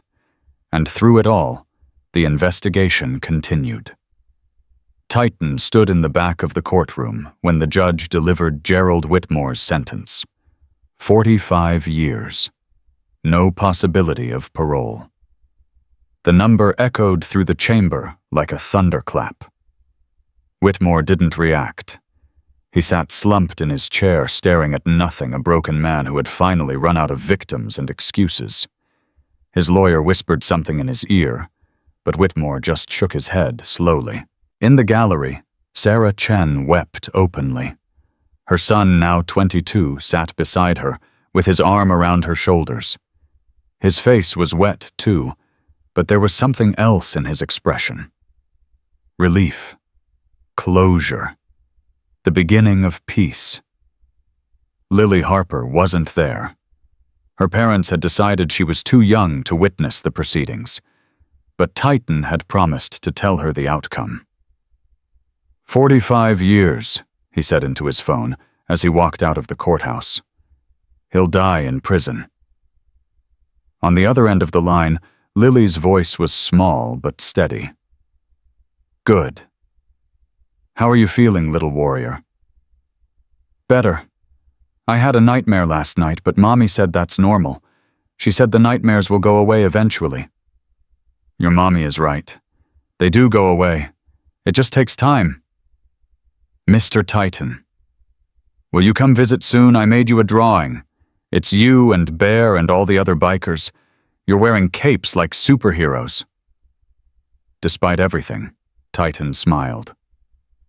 I'll be there this weekend. Save that drawing for me. I will. Bye, Mr. Titan. Bye, Lily. He hung up and found Bear waiting for him on the courthouse steps.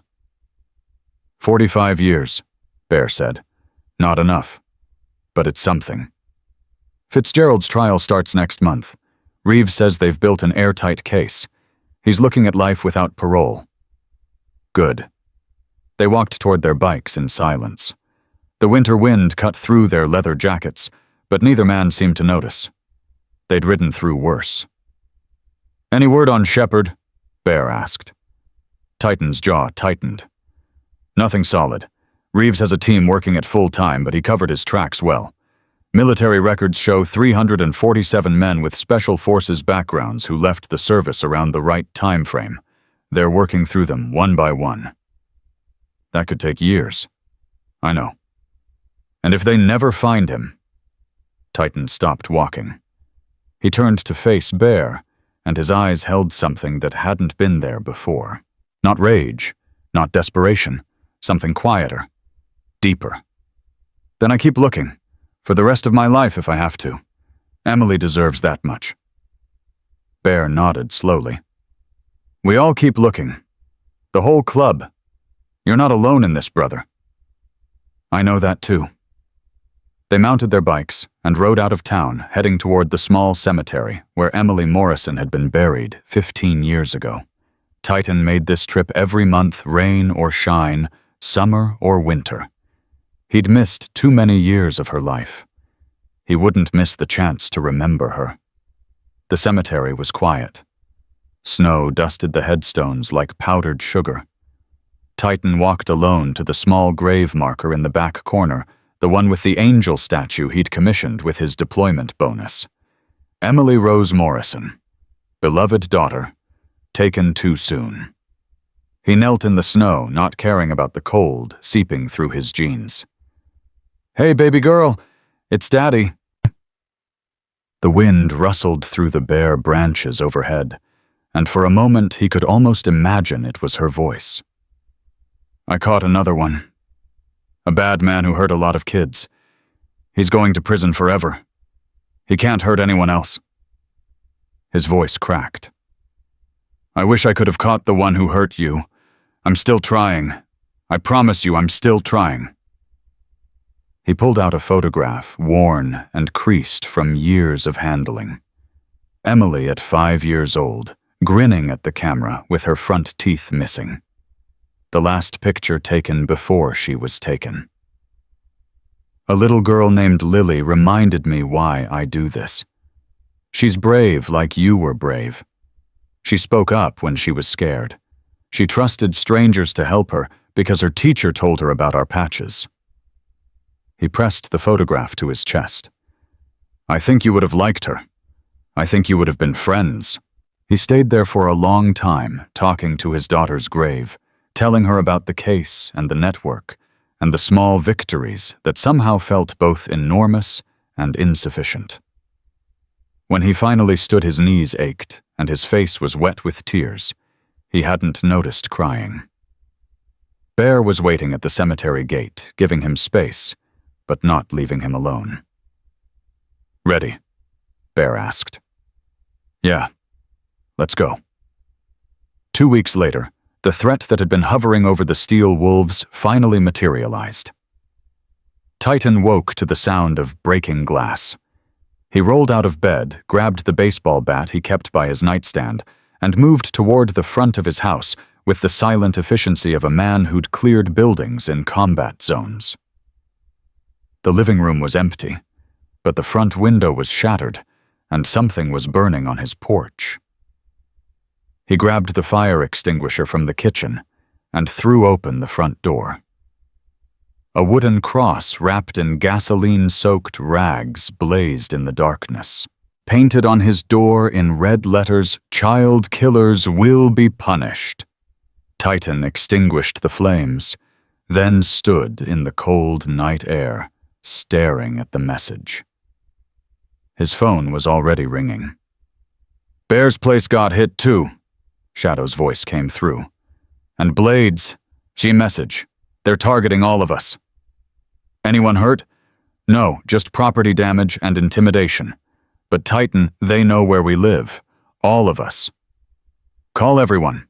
Emergency meeting. Tonight. By 3 a.m., all 12 steel wolves had gathered at their clubhouse on the edge of town. The building was a converted warehouse, deliberately nondescript, deliberately hard to find. But if the network knew their home addresses, they probably knew about this place too. We've got a leak, Blade said. Someone gave them our information. Or they hacked the DMV database, Shadow countered. Motorcycle registrations are public record if you know where to look. Either way, we're exposed, Titan said. The question is what we do about it. We could go underground, disappear for a while until the heat dies down. Run! Bear's voice was incredulous. You want us to run from these child-raping cowards? I want us to survive. Dead bikers don't protect anyone. Neither do scared ones. Enough! Titan's voice cut through the argument. Nobody's running, but nobody's being stupid either. We increase security. We watch each other's backs. We vary our routes and our schedules, and we keep doing exactly what we've been doing. They'll escalate, Blade warned. This was a message. Next time it might be bullets. Then we'll deal with bullets when they come. But we don't stop. We don't back down. Because the moment we do, they win. And every child we might have saved becomes another victim. The room fell silent. Then one by one the steel wolves nodded. Bear, Shadow, Blade, every single one of them. Together, Bear said. Together, they echoed. The escalation came faster than anyone expected. 3 days later, Titan received a call from Sergeant Hayes. We picked up someone outside the elementary school. He had photographs of children in his car, addresses, schedules. He was planning something.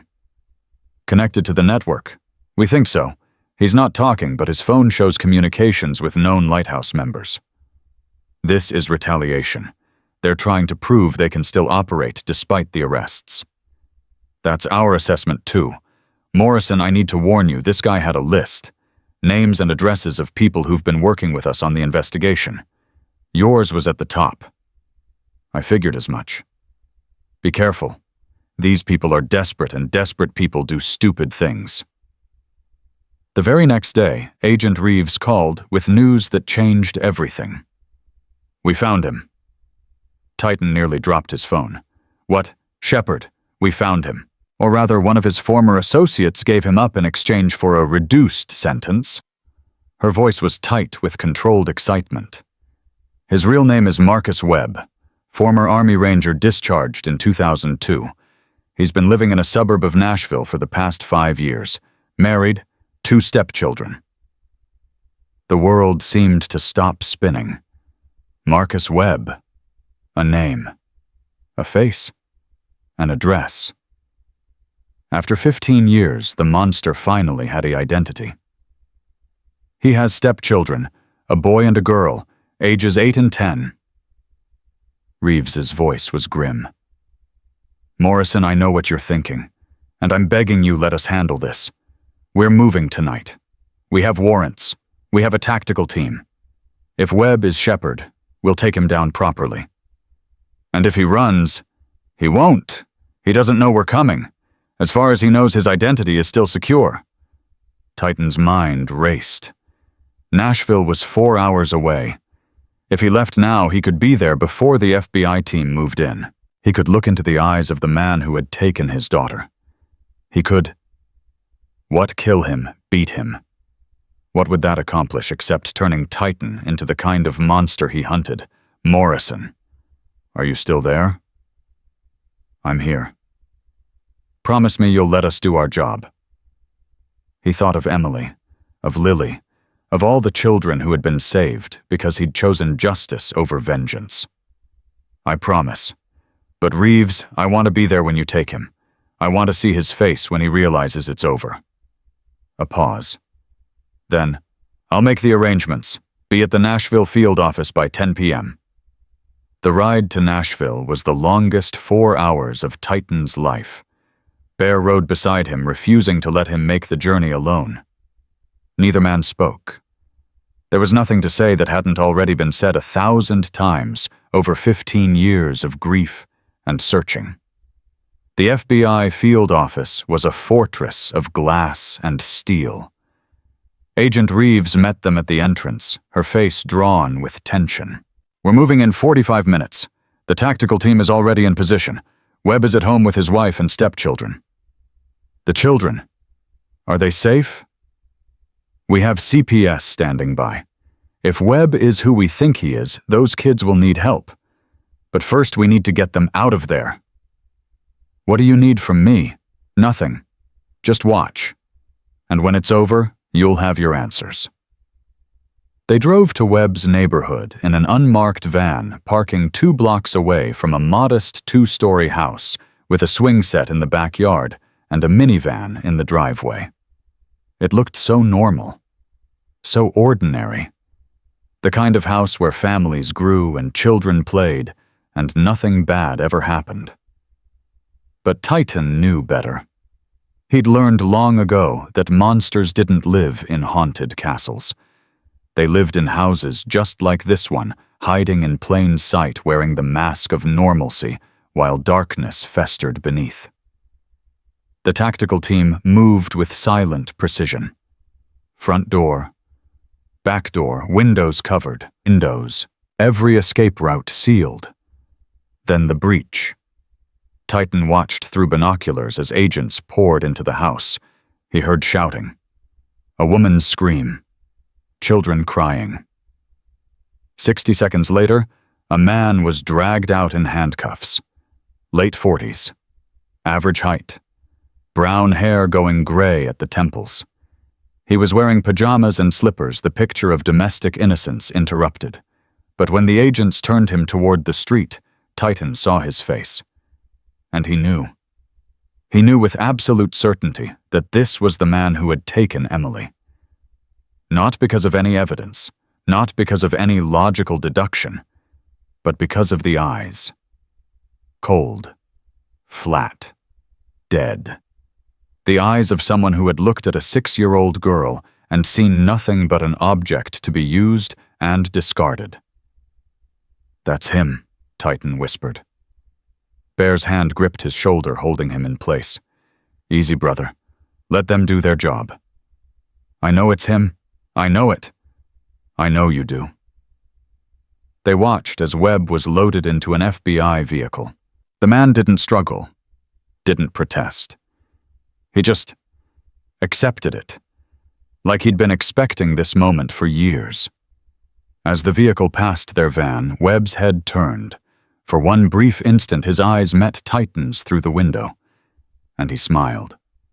A cold, knowing smile that said, "You caught me, but you'll never undo what I did. You'll never bring her back." Titan felt Bear's grip tighten as his whole body tensed with the urge to tear through the van's door and wrap his hands around that monster's throat. "Don't," Bear said quietly. "He wants you to lose control. Don't give him the satisfaction." The moment passed. The vehicle drove away. And Titan was left sitting in the darkness, shaking with rage and grief and something that might have been relief. It was over. After 15 years, it was finally over. The trial took 6 months. Marcus Webb, also known as Shepard, was charged with 17 counts of kidnapping, 23 counts of sexual assault of a minor, and 3 counts of murder, including the murder of Emily Rose Morrison. Titan testified. He told the jury about his daughter, about her smile, about her laugh, about the morning he'd kissed her goodbye before deploying overseas, not knowing it would be the last time he'd ever see her alive. Sarah Chen testified. So did a dozen other parents whose children had been stolen by the same monster. And in the end, justice was served. Life in prison. No possibility of parole. Ever. Webb was led out of the courtroom in chains, and this time he didn't smile. This time his eyes were empty, defeated. The mask had finally crumbled, revealing the hollowness underneath. Titan watched him go and felt nothing. No satisfaction. No closure. Just a vast, aching emptiness where his rage had lived for 15 years. Bear found him outside the courthouse. "How do you feel?" "Empty." "That's normal. You've been carrying this weight for so long you don't know how to exist without it." "What do I do now?" "Same thing you've been doing. Protect kids. Honor Emily's memory. Live the kind of life she would have been proud of. Is that enough? It has to be. Because that's all any of us can do.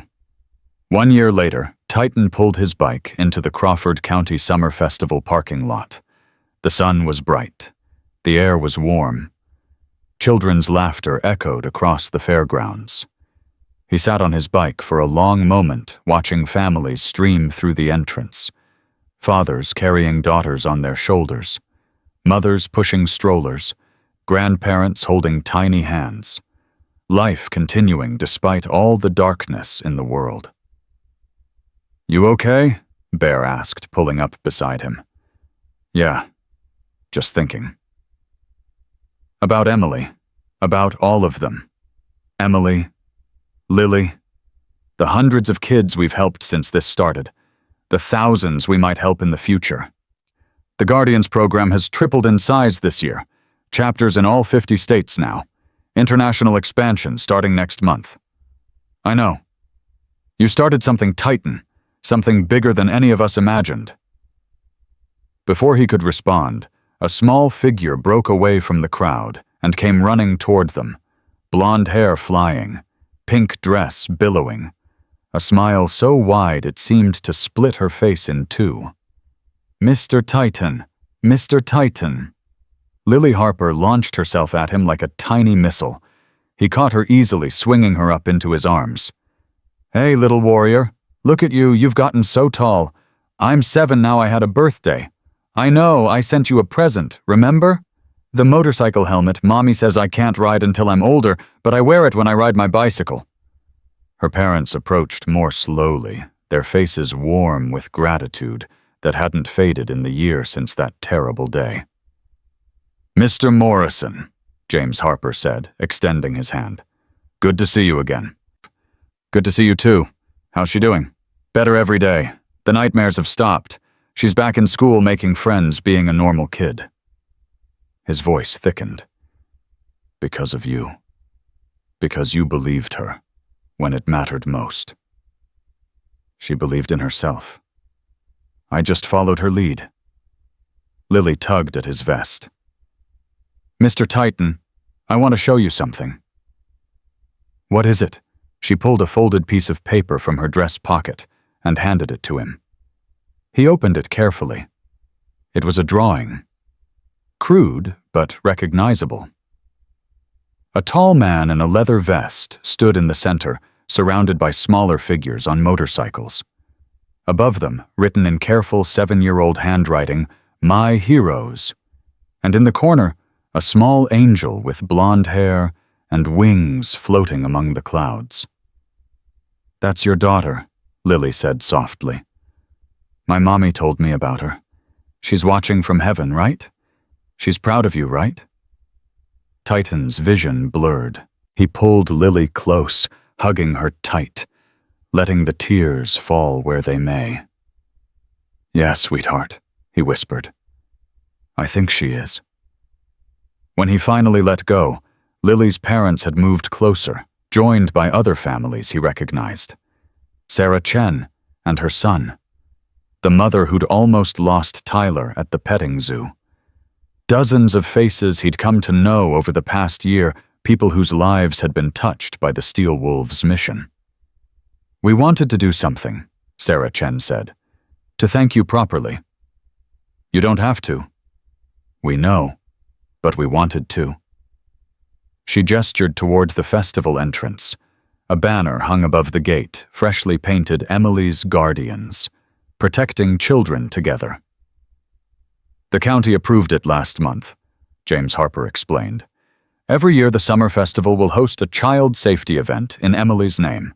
Training for parents, resources for kids, a memorial for victims, and a celebration of the people who protect them." Titan stared at the banner, unable to speak. "She's not forgotten," Sarah Chen said softly. "None of them are. And because of what you started, none of them ever will be." The Steel Wolves gathered around him.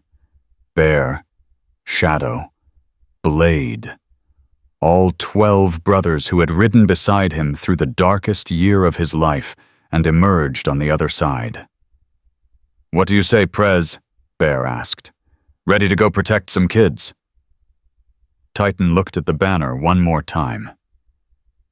Emily's name blazing in the sunlight. A legacy born from tragedy. A purpose forged in pain. He thought of his daughter, of her smile, of the morning he'd kissed her goodbye and promised to come home safe. He hadn't been able to keep that promise. He hadn't been able to save her, but he could save others. One child at a time, one monster at a time. Until his last breath. "Yeah," he said, his voice steady. "Let's go." The Steel Wolves rolled into the Crawford County Summer Festival, their engines thundering like a promise. Families turned to watch. Children pointed and smiled. And somewhere in heaven, a little girl with blonde hair and missing teeth watched her father become the hero she always knew he was. Because courage isn't the absence of fear. It's speaking up when you're terrified. It's trusting strangers when you have no one else. It's fighting for the innocent, even when the fight seems impossible. And sometimes the most dangerous-looking men in the room are exactly the ones you need when evil comes calling.